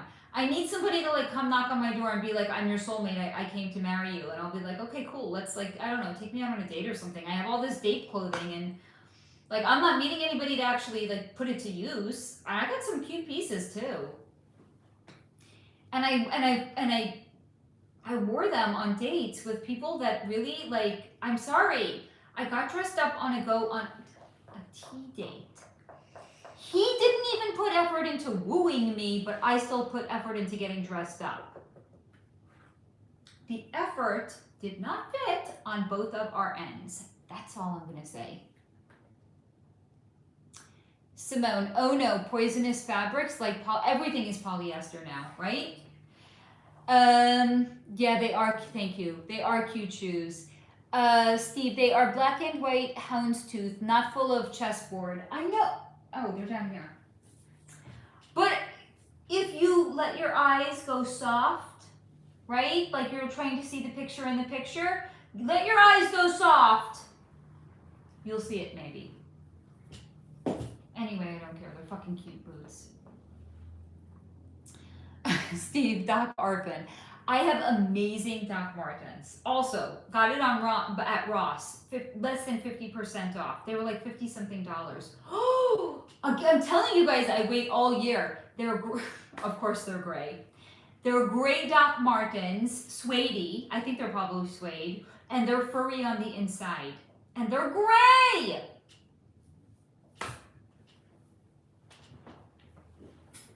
Y'all will see, and I have great Chelsea boots. I have such great boots, guys. Great boots. And there's so few months out of the year that I can actually wear them here. It's really quite, please pity me. Please pity my amazing closet staples that only get to see the light of day for a few months out of the year. It's a tragedy, I tell you. Jenna, that's more like a plaid kind of pattern, so you're clear. Thank you, guys. Even if I wasn't, I'm gonna fucking rock these boots. That's for damn sure. Martha, Karl Lagerfeld. Yes, he used to design for Chanel. Steve, Faye used to Chanel for Karl Lagerfeld. Yes, great deal. That's why I wasn't leaving them there. Simone, oh yes, speaking of Chanel, I've been wondering, when will you tell us about Shakespeare? Maybe next week, if I don't talk about Erica Kirk. Steve, right? I've been dying to know what Shakespeare thinks about pro wrestling. He didn't mention that. I actually forgot what he had said. Okay, I actually have a few really, really interesting people. Oh, by the way, guys, I don't know if Sarah's still here. Sarah, I looked into Guy Pearce. I don't know, he's kind of like niche-y. I don't know if I'm going to do like an entire video on him, even though I have enough content. Like I have 5 pages of notes from channeling him. But I don't know if that video is going to get any views. I mean, I know you guys will obviously watch it. Great, it'll get 17 views. But he's kind of like a niche character, so I might save him to do like in an AMA or something like that, even though it's 5 pages of notes channeling him. I have him, I have Shakespeare, Ernest Hemingway, or Erica Kirk. Nelson Mandela, super fascinating. He was really insightful. The one that I can't do as live is gender inversions, because I'm going to have to learn how to use something like StreamYard or something, and I do not have the bandwidth to learn something like that. Even if it's someone who will tell me, oh, it's so easy, just try it. No. Like, I finally mastered video editing, and I think enough time has passed. The video on gender inversions, because I have so much material to put into it. It will blow your mind. So that's really a video that needs to have like the supplemental information. I can't do that live. All right, so I'll record that one. But like all the rest of them, I could probably just go live because there's nothing like, it's not like the video on the Freemasons where there was like tons of like hand symbolism, you know what I mean? So just gonna go live with that shit. Steve, you just hand them your card when you're done picking. Exactly. I actually have a funny story, but not me personally, but again, an acquaintance, because I wouldn't be friends with a person that was like this. She has a sugar daddy. Duh. She moved into a bigger place because sugar daddy, and she was like, she was telling me, she was like, a dream. It was a dream. I was like, what was? She was like buying new furniture. I was like, okay. She's like, I went into, I don't think she watches my content, but I don't know if I want to say, there's a she furniture store out here. So anyway, she's like, I was just walking around with a personal shopper and I was just pointing at what I wanted.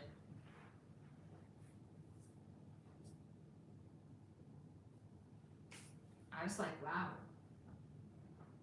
Okay, I can kind of see that. And then she was like cleaning out her closet. She's like, I'm getting rid of everything. I was like, what are you gonna wear? She's like, I don't want anything that's not designer anymore. Sugar daddy. Am I living life wrong? I'm just wondering. Like, how do some chicks get hooked up with a fucking sugar daddy that it's like you can go into a store with a personal shopper and just point out what you want and they're writing it down and then like a truck shows up at your new place and just, that's it. You could just clear out your closet so everything you own is designed. Like, am I living life backwards? I don't know. I tell you this though, guys, if I had a sugar daddy, he'd be like, you're the easiest chick I've ever had to take care of because I'm not materialistic. Like, I have to wonder, am I going to spend $70 on a pair of boots? I don't know, it's a little high. I have to think about it. I think I might be living life backwards. I don't know. CTM. Steve, that's going to be so out of context by the time she catches up. No, it wasn't. Hello, Victoria, honey. I'm glad that you're here. Steve, LMAO, I pulled a card for your boots and I got paper champ, not top dollar for long, LOL, as if. Simone, I know you like I do like boot cut. They weren't those. I bought some flare jeans. Oh, flare. They're so comfortable. It fits nice and makes my butt look good. So that's a big criteria for jeans. I want the derriere to look, you know, perk. I want it to be perky. But creatine helps because it builds muscle fiber. I look out for my girls. It's a private joke between me and Simone. Victoria, I've been watching your videos while doing all my Christmas crocheting and it's been such a good time. I'm so glad to hear that, Victoria. I love hearing that. Thank you. What are you crocheting, honey? I want to hear about it. Martha, yes, Diane. Who are we talking about? Oh yeah, Diane from Furstenberg. So, okay, I need to catch up on comments. I am so fucking far behind at this point. Simone, my son is always making me check when he goes shopping with me, makes me stick to my list. That's a good kid. Hey, oh my goodness. I'm so glad that you're here, Beyond Charmed, honey. I've been wearing mainly black since high school because I heard it was slimming, so I feel you. It's funny because when I lived in New York, I actually hated wearing black because everyone in New York wears black, especially in the Jewish community. People will go to a wedding and they will wear black like it's a fucking funeral. It's a known thing. I never wore black when I lived in New York. Now that I live in LA, I wear black. And also, like, it was a really cute outfit, guys. I'm sorry. Like imagine a big, comfy, oversized sweater. I have a thing for skirted leggings. They're so cute. You know, leggings with a little skirt on top of it? With these boots, it was a vibe. I was vibing that day. It was like, I was in the vibe. I was heavy vibe. The human circuit, what do you wear now? Not designer. That's not me. Oh, hold on. You changed your handle. Didn't it used to be Trey Milano Beyond Charmed? You took out your name now, honey, right? I was like, wait, that looks really, really familiar, but it also doesn't look familiar simultaneously. Okay, now I remember why. Thank you, Steve, for keeping the chat high vibe. And it was a good thing I was behind on the chat because I don't even know what that person said. Steve, I didn't mean velvet was a poisonous fabric. I meant Old Navy was. This feels divine. Yes, honey. Oh, 1 second, guys. I gotta do something. Okay. Come here, honey. Yes. That's right. Do the layers first, baby. Layer, sweater, sweater. One. Sweater. Were you happy to have a sweater today when it was boiling fucking hot? I didn't know when I got you dressed this morning it was going to be 80. I'm sorry. I know. It's fine. Thank you, honey. Thank you for giving your mother grace. It was cold this morning. I put him in a sweater and then he must have been dying at school. The human circuit, you are beautiful. Oh, thank you. God made you and everyone in this world. Right back at you. Thank you for that comment. Gratitude for all. Oh, I love you. Thank you, human circuit. Thank you, Steve, for keeping the chat high vibe. Yes, thank you for removing the comments. Human circuit, I'm sorry if you're still here. I'm very behind on comments, friend. Simone, creep behavior. Don't even know what they were saying. Gretchen, grocery store Greg. I don't know what that means. Steve, Houndstooth is moving checkboard. Oh my, could it be? Simone, have you looked into Edgar? No, he's, ooh, he would be a great one to look into. Hold on, let me write him down. Ooh, he would be a great one. Oh my God, how did I not think of him? You know, there's some people, we just never know.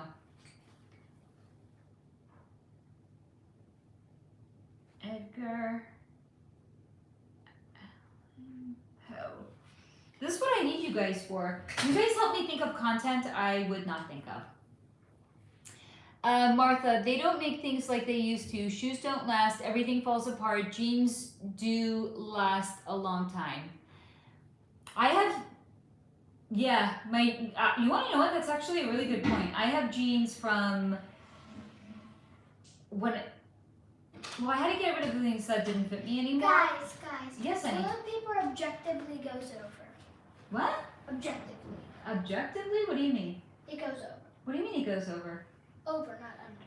I agree with you. Yeah, but Mom, But I've seen people do it under. Objectively, according to the toilet paper patent, it shows it going over. But it's not wrong if you put it the other way. No, it's just not like the standard way. You're using it not as intended. Is it like a toilet paper police? Or are they going to come and arrest me because I'm No, using it it's not like- as intended? Mom, it's like eating an elephant statue made of wood. That That's, would you're break not my teeth. using it as you're Just- supposed to. Yes, that is a good point, honey. Simone, I watched the history on denim and it was very there's a history of denim? Okay, that sounds actually very cool. The history of denim. Yeah. I want to know the history of jeggings material. I'm obsessed with jeggings. They're so soft. Why can't all denim be as soft as jeggings denim? That's what I want to know. I know it wouldn't sit the same. I can't, just like I can't hold fucking Play-Doh, and I can't have like a sticky stick on the bottom of, like sticky glue on the bottom of my boot when I'm wearing, because I don't wear socks. I can't. The stiff denim, it makes my skin crawl. Steve, yes, it remained in context and made sense. Furniture shopping with an unlimited budget is one of the best feelings ever. I don't know that feeling. Yeah, furniture and clothing. Simone, I ordered the creatine on Amazon that you recommended. How's that going? I want to wash my hands, guys. I'm sorry, because you know what I'm thinking about it? Just like I don't wear shoes in my house, I was doing this, and now I'm paranoid. I have like the fucking energy. I have to wash my hands. Give me a second, guys. This is what it means to be an energy reader. Like, the ick factor is real.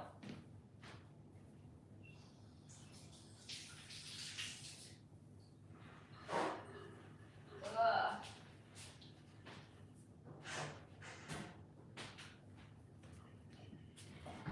Okay. That is better. Life can go on now. Okay. Steve, but it's just material, so not worth selling anything of real value to get. Sugar.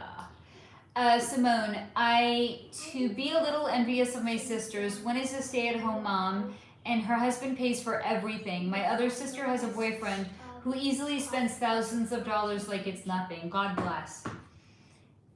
Me and my men work so hard, and we live paycheck to paycheck. This year has been our best. Oh, that's good to hear. Our best financially, and I am grateful for the abundance we are aligning ourselves with. One day we will spoil our parents. I love that, Simone. And yes, you're going to be manifesting amazing abundance. We all are. Beyond Charmed. I think YouTube changed my handle. I haven't touched it. YouTube is just wacky. Steve, objectively means it exists as it is outside the mind. Thank you. How did I not know that? Victoria, thanks, Simone. I've been crocheting mushrooms. Oh, cute.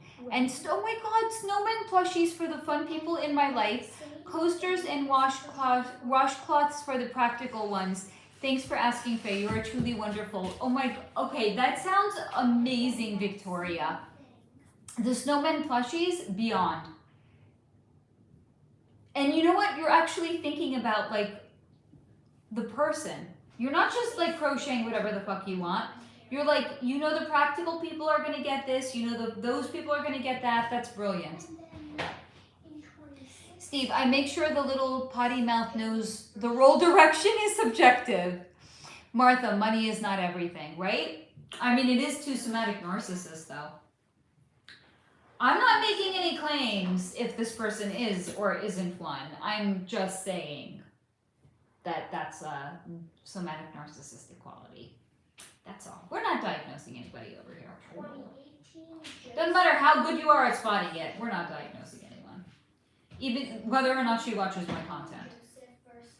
No. And guess what, guys? I caught up on comments. Woo woo. Okay, so. You get the gist. Should we do it? Should we do a preview of what's to come in 2026? Yes? Okay. So.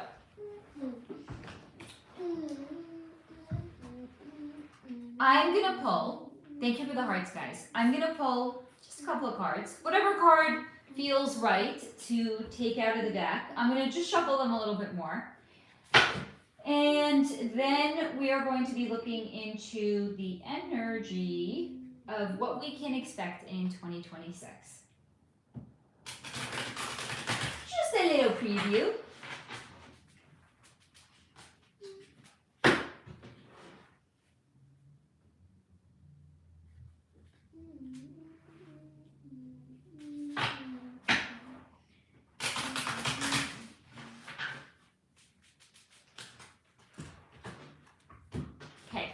Ready? Let us get some cards for a preview of what the collective can expect in 2026. Take one from the top, one from the bottom, and if there's any card that feels like it's shouting to me that it wants to be included. Do we have any other cards that are shouty? I kind of like the idea, 3 is an auspicious number. I kind of like the idea. This one. I kind of like the idea of 3s, pulling 3s. Okay? So we're going to start with 3 and then we can pull more if we need it. In no particular order because they're coming together to tell some sort of a story, so the order actually doesn't matter.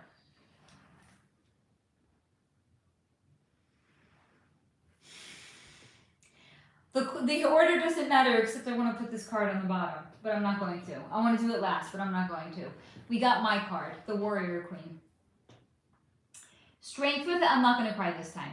Strength without hardness, discernment sharpened by fire, the woman who learned the cost of abandoning herself and will never do it again, the woman forged in this is supposed to be for the collective, not for me, spirits. The woman forged in shadow who now walks in the light, the version of me I fought to become. We're putting all the pieces together. The Wild Hunt Fae, which could represent Sagittarius season. Oh, I love this. Freedom, untamed fire and adventure.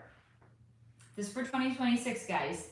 It's not for December, right? Because I put these cards on in case somebody was asking for like a time. So there's 12 months also put into it, but it's, look at the energy, not the month per se. Freedom, untamed fire, and adventure. And the fallen star, which represents self-sabotage, lost potential, self-betrayal, and disappointment. But we're going to put it all together. So, collectively, we might have been living in a period where there was self-sabotage and our own collective lost potential, where many of us may have felt a great sense of disappointment because we betrayed our values by doing 3D jobs that we hate just because we needed to survive. Not naming names, we've all been there. But this is what we're moving out of, because we can all embody our own inner warrior queen, which is when we learn the cost of our abandoning ourselves, we are never going to do it again. And we are going to, from the experience of the self-sabotage and the lost potential and the disappointment and the betrayal, all of that, our own inner strengths are forged in the shadow, but we're transmuting that, and we now get to walk into the light. And as we do that, what is on the other side of it is freedom and adventure. How do you like them apples? I don't think we need to pull any clarifiers on that. So you guys can let me know how that resonated with you, and if you have another way of reading the cards, I would also like to hear that. And Steve, did you also pull cards in tandem, honey? Steve, you are the collective. Simone, yes, mirror for us. Fire. Martha, Sagittarius here. Oh, honey, it's almost your birthday. That's exciting. Do you have any plans for how you're going to celebrate? I already know how I'm going to celebrate because me and Pip do the same thing every year. We're nothing if not consistent. Oh, Trey, it's also... Okay, do you guys have birthday plans? This is very exciting, friends. I'm excited for you. Steve, I totally pulled 3 as well. Yes. Well, don't keep us in suspense. Tell us what you got, honey. And consciously hydrate, everybody.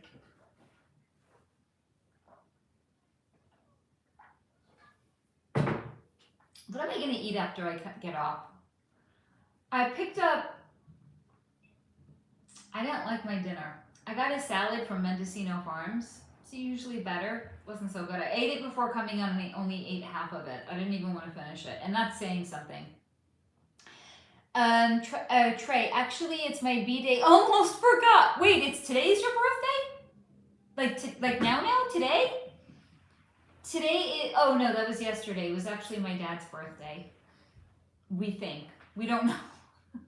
We think it was the day, but maybe not actually the year, because he was born in Siberia when they didn't keep like records. We actually don't know. We think it's his birthday.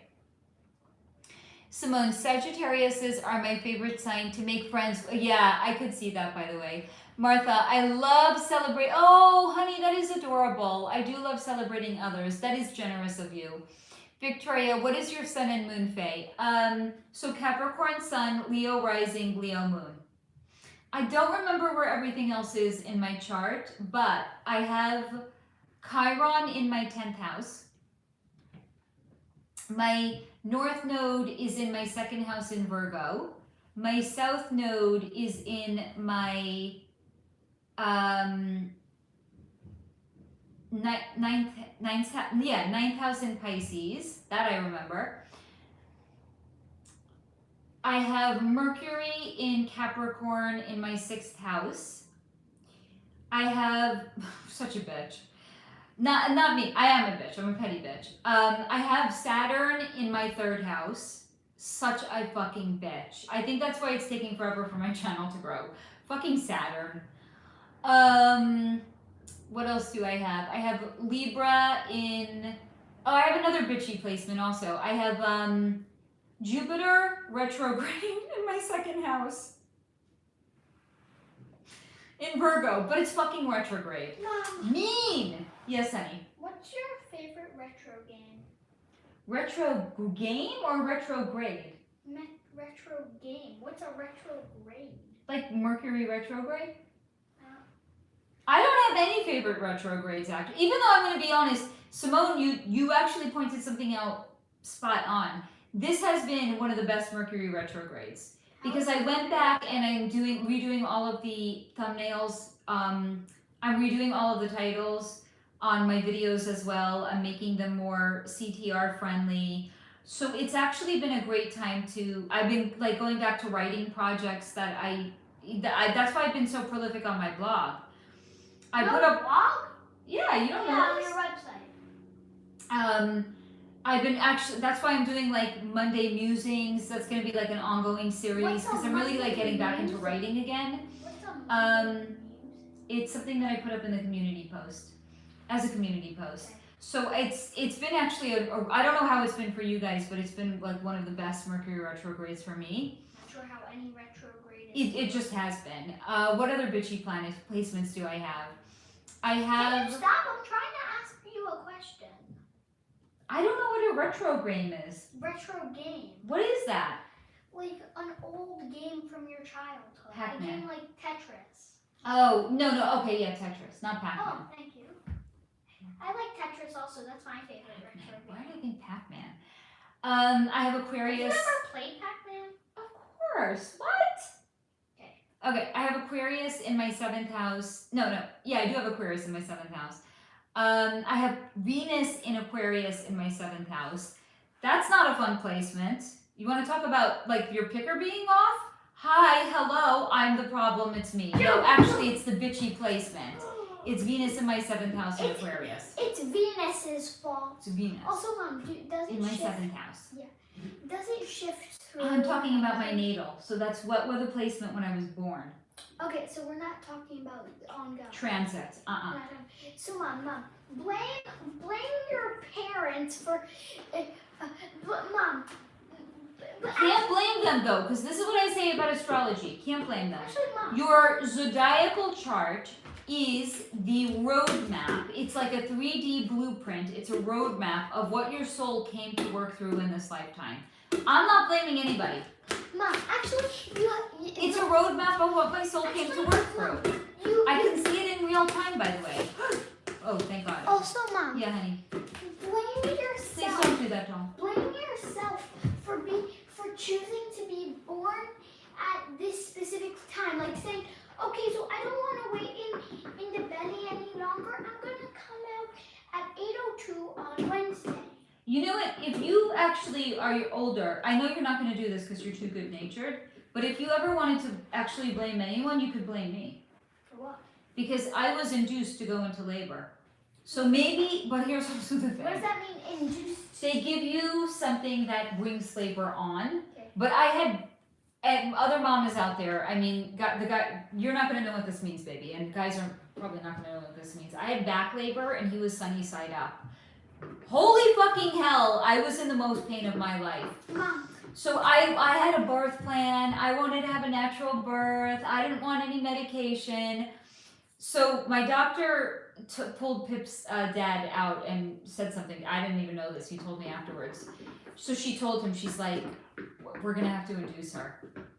And then she came back in. She's like, listen, I know that you wanted to have a natural birth. She's like, you know how you're feeling right now? I was like, yes, agony. She's like, you could be like this for another 12 hours and dilate 1 more centimeter. I was like, no fucking way. She's like, I want to give you an epidural. I was like, give me that fucking epidural. I was in so much agony, guys. Mom. Yeah, so. Did you know that there's a burger? And then they had to induce me because when you get an epidural, it slows down labor. Mom, did you know that there's Even though he really chose to be born at that time, it's. Mom, Wait, did you know that there's a thingamablob? what's the thingamablob? There's a burger at a restaurant called the Labor Inducer. What? Why? Does it have castor oil in it? No, Is it made of castor oil? No, it's a They regular. say castor oil can induce labor. I'm not making this up. It's a Did I try it? regular No. burger, But Yeah. I just suffered. Zoom out. Yeah. A 13 pregnant woman have gone into labor like less than a day after eating. Yoga was my inducer. I went to a yoga class the day before. Yeah. I did yoga my whole pregnancy. I'm pretty sure I would have done yoga like the next day. I'm pretty sure you did yoga like after your water broke. I did. How do you remember that story? You told me. I don't know why. It's true. My water broke. We weren't sure. I went to the OB because I was like, I think my water just broke. She's like, come in. She's like, if you think it broke, it probably didn't. She's like, you'll know when it breaks. She's like, come in anyway. So I went in. They do like all these tests. She's like, yeah, I think you're just leaking. You're probably fine. I was like, okay, can I go to yoga? She's like, go to yoga. So I went to yoga. We found out your water didn't break. And then when my water broke, I was like, oh, okay, I get it now. That's how she's like, when your water breaks, you'll know when your water broke. When it breaks, you know that your water just broke. But I was a leaky bitch. Okay, maybe that was TMI. I don't fucking know. I'm sorry, guys. Oh, I'm dangerous on YouTube. I'm dangerous. Yeah, Can honey. you reconsider? Not right now, honey. Why? Okay, hold on. I gotta go back to. Please stop bouncing the wall. Okay. It's been 4 days. All right. Reconsider. Steve, 1. Woohoo! Chop chop. Hurry. No more delay. 2. Glad you asked. Acceptance. Happy silly movement. Dance questions answered. 3. Come back. Stunning return. Renewed hope and excitement. I love the cards you pulled, Steve. Steve, I pulled them at the same time you did. I love that. Trey, I usually celebrate my B-Day on Thanksgiving since it's so close. Yes, today. Oh my God. Happy birthday, Trey. I'm so glad that you are spending part of your birthday with us. That is super meaningful. Martha, happy birthday. Beyond charmed. Yeah, back labor is the worst. Oh my God. And he was sunny side up. It was a bad combination. And then I got the, what do you call it? The, whatever the fuck you call it.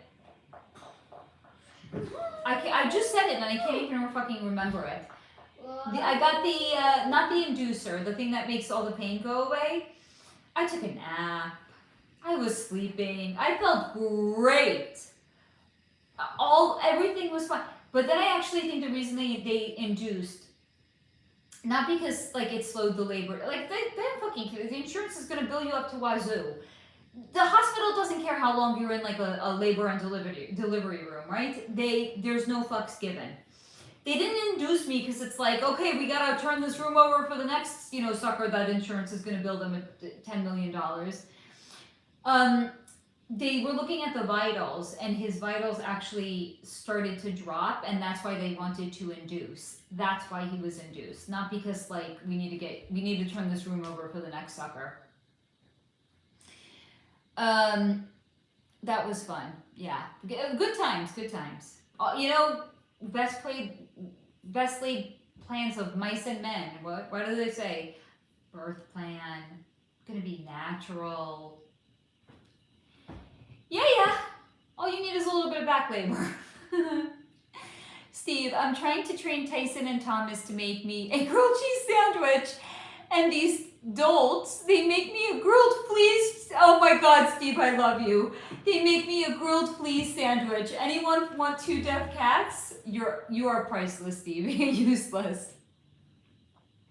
Victoria, okay, weird question. My boyfriend was born very premature in June, when it was supposed to be September. Oh wow, he was 2 pounds at birth and almost crossed over. Oh my God, his twin. Oh my, did their souls choose that? Yes, of course. Especially something like that, when and this came through when I had actually looked into the babies that end up being aborted. That could be like the last thing their soul wanted to experience before graduating the earthly domain altogether. And so they will choose mothers that are most likely, like maybe they're going to choose to get for their soul to go into the fetus of a woman that's very young, that has like the highest likelihood of maybe like aborting, because that's the last thing that their soul actually wanted to experience for whatever reason. So the women that abort babies are actually doing it. Now, I'm not going to split hairs. I'm not going to be like this, accept women that get abortions as if it's like birth control. This is what was shown to me. I'm just reporting. You can do with this what you will. But they are actually helping facilitate those souls be done with everything that the soul wanted to experience on the earthly plane. They are doing a service. So if anyone has ever gotten one for whatever reason, you were actually facilitating a soul. Do with that what you will, okay? But yes, absolutely, the souls chose that. Trey, shout out to the moms. I recently saw what an epidural needle looks like and I about passed out. I didn't even fucking see it. I don't want to see it. I think they're really long, right? They're like, ooh, I don't fucking see it. I do not want it. I think I was in so much pain, I didn't want to know. I was just like, whatever. Just then they give you like a whole list of all of like the things that could go wrong. Do you think I was listening? I was like, put me out of my pain right now. And they give you have to sign off on everything. There's all of these things that you know, what could potentially go wrong. Thank God none of that happened. Simone, my sister passed out while they were giving me my epidural. Oh my God. She did. You were the one in labor. Martha, epidurals for pain, spinal block for C-sections. Ooh, what's a spinal block? Is that, okay, so that's different than where they're giving like a general anesthesia, right? Like, is that where they just, I'm so curious, what does that mean? Simone, I was so grateful to give birth naturally with my youngest. I delivered her within 40 minutes of arriving at the birthing center, had a water birth. Beautiful. That is a blessing. I mean, that's kind of what I wanted mine to be. I was like, yeah, I'm going to be in the shower, I'm going to be in the bath until the last possible minute. None of that happened. Actually, I was pretty fucking dilated. I had a not a midwife, I had a doula. She's like, I think you're pretty dilated. We could take you in. But then I had back labor. So much fun. It was worth it. Steve, that happened to my cousin. Only one twin was able to be born. Oh, honey, I'm sorry. To be born, rather, sorry. It made sense both ways, Steve. Okay, but hold on. What is a spinal block? I need to know. And then I was like, this always happens. I was like, I'm going to get on for maybe 60 minutes, maybe 90 minutes. Faye, just stop announcing how long you're going to get on. Just be on for however long you're going to fucking be on. Even though I think I'm going to make the cornbread tonight. So that way it's one less thing to make tomorrow. I'm still going to make stuffing and the cranberry crisp and the cookies. So at least I'm thinking one out of everything. Right? I feel like that's a good, yeah, cornbread. Right? I feel like that's a good, I feel like good about that. And I think I'm going to make the cookies last. And then watch me and Pip are going to eat them in the car on the way over. That would just be so typical of us. We're just going to have one. We're going to show up at my friend's house with no cookies. I could totally see it. Martha, spinal block is a single injection that provides fast pain relief for a few hours and is often used for C-sections or when delivery is expected very soon. Oh, interesting. Steve, grilled flea sandwich. Very funny. Very funny. I wonder if the needle is as scary as the epidural needle is. I have so many questions now. But I have a number of friends that had C-sections. What they told me is the recovery was brutal. I mean, and I felt like just regular, like it's like the fuck, like it's just fucking weird after you have a kid, right? Like, I could not imagine it being any more weird by having a C-section. So I'm glad that I didn't. And also, like, I don't know if this happened to anybody else. I mean, I'm gonna keep this PG. You know, some women tear. So they didn't, what they do in the hospital where I delivered Pip, they don't want you to tear. So they don't snip either. So what they do is they lube you up to make it easier for the baby to come out. After that experience, like, you're just laying there, they're like lubing you up, and then, like, I'll never forget this. A nurse walked in, she wasn't even my fucking nurse. She walked in, she did this, and she, like, excuse me? You're looking at my hoo-ha while they're lubing me up. She's just doing this. She's like, oh yeah. And then they're like having a conversation about like how dilated I was. Like, I lost all shame after that. No fucks to give after that. None. Loman's is not around. Do the ladies remember Loman's? You know, Loman's used to have like one big dressing room. I never wanted to shop in Loman's, or I would buy things so I wouldn't have to try things on in the fitting room, because it's like no one's business what my body looks like, and I have good self-esteem. It's not like I feel bad, but there's like mirrors everywhere. Everyone sees what you look like. Your backside, your everything. So I would buy things, and if it didn't work, I would return it rather than trying it on in the fitting room. If Loman's was still around after having a kid, no fucks to give. I had strangers looking at my hoo-ha. Like, no fucks to give.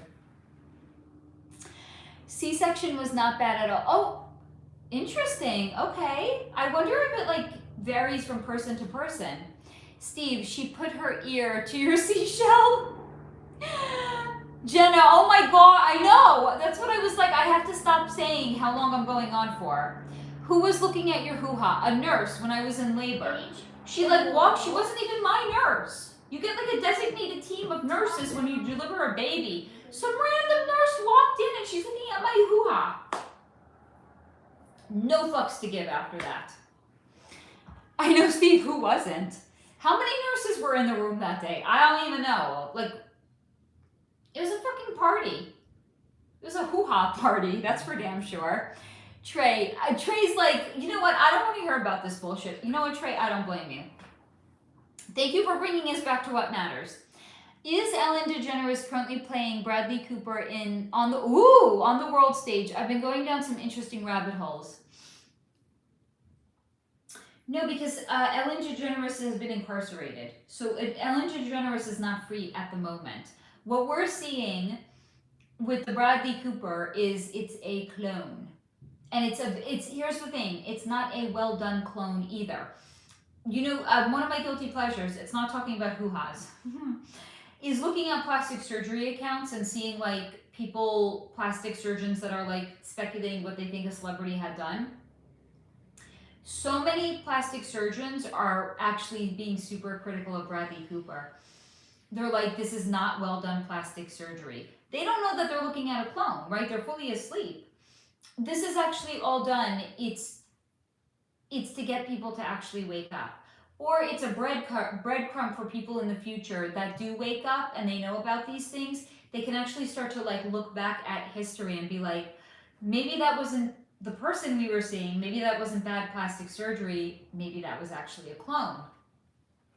Because what was shown to me about him is he has a drinking problem. He can only get clean for very short periods of time, which is when he's filming. And then afterwards, he's right back to the bottle.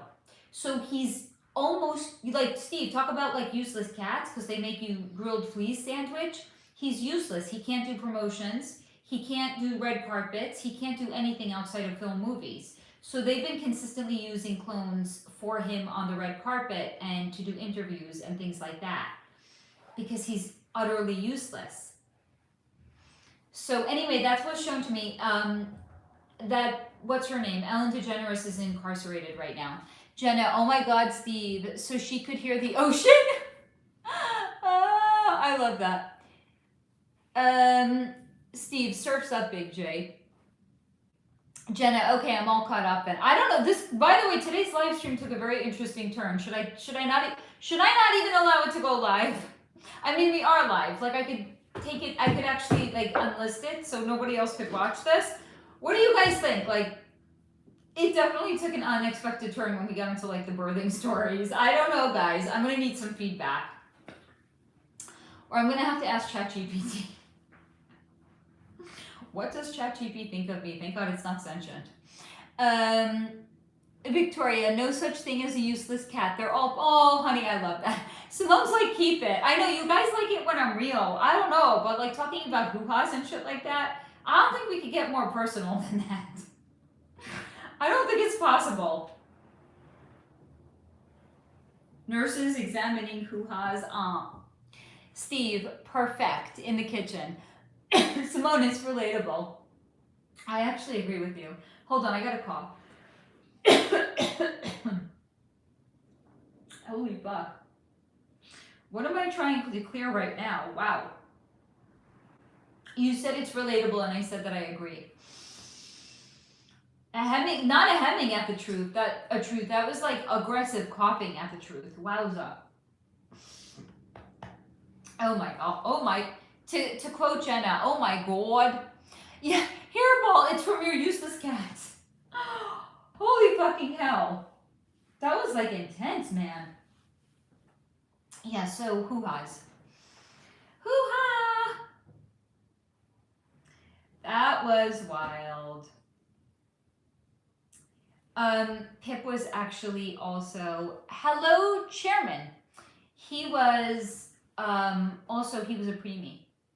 He was born preemie to the day. Like, if he would have been born one day later, like, it's so weird, like, one day to the next. They're a preemie, they're not a preemie.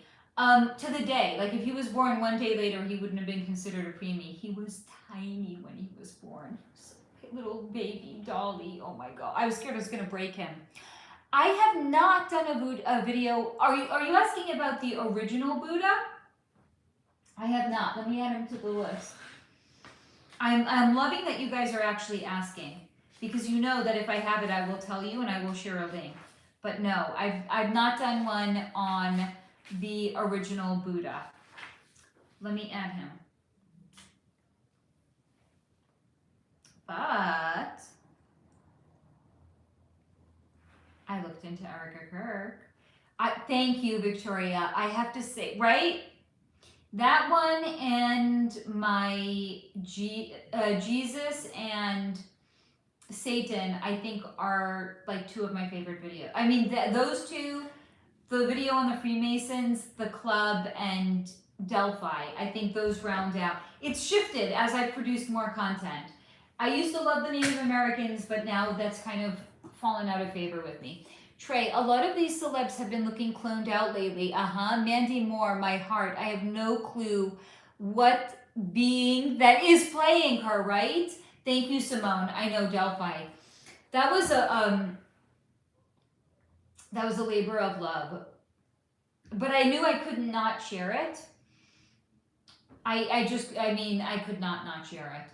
Jenna, I think about the Satan and the Jesus ones every single day. They're so good.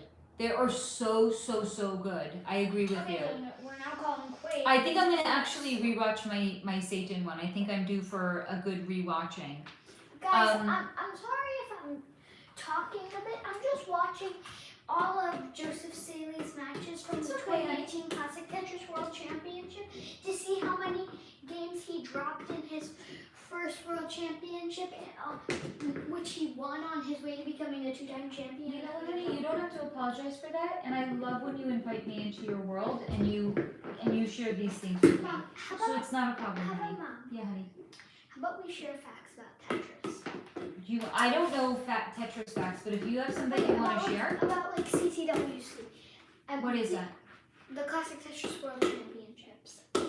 That's good to know. Okay, That's so what do you want to share about it? The best player. But hold on. You can share, but don't throw the ball. Okay, the best player in the world is Alex Thatch. Now, currently, in 2025? Alex Thatch. Alex Thatch, okay. Guess his world record points in Nest Tetris. My PB is like 250,000. 1 million. Mom, this is the 20 million? Higher. What? Okay, 50 million. Lower. 30 million. Yeah. Yes? Yeah, and Mom, the highest a robot has ever gotten is 104 million. Mom, that's because Tetris is growing value exponentially. So Mom, on level 0, they're worth 1,200 points. Okay. And then on level 255, they're worth like 300,000 points. Damn. Done? Jenna, I can't remember. Have you looked into? Yes, I've looked into. Yes, I think I have. Yes, I think I have. Leave a comment on any of my videos, honey, afterwards. And I'll look on my spreadsheet to see if I have Chris Cornell. And if he's not there, I'll comment and I'll let you know and I'll add him to my list. But I think I have.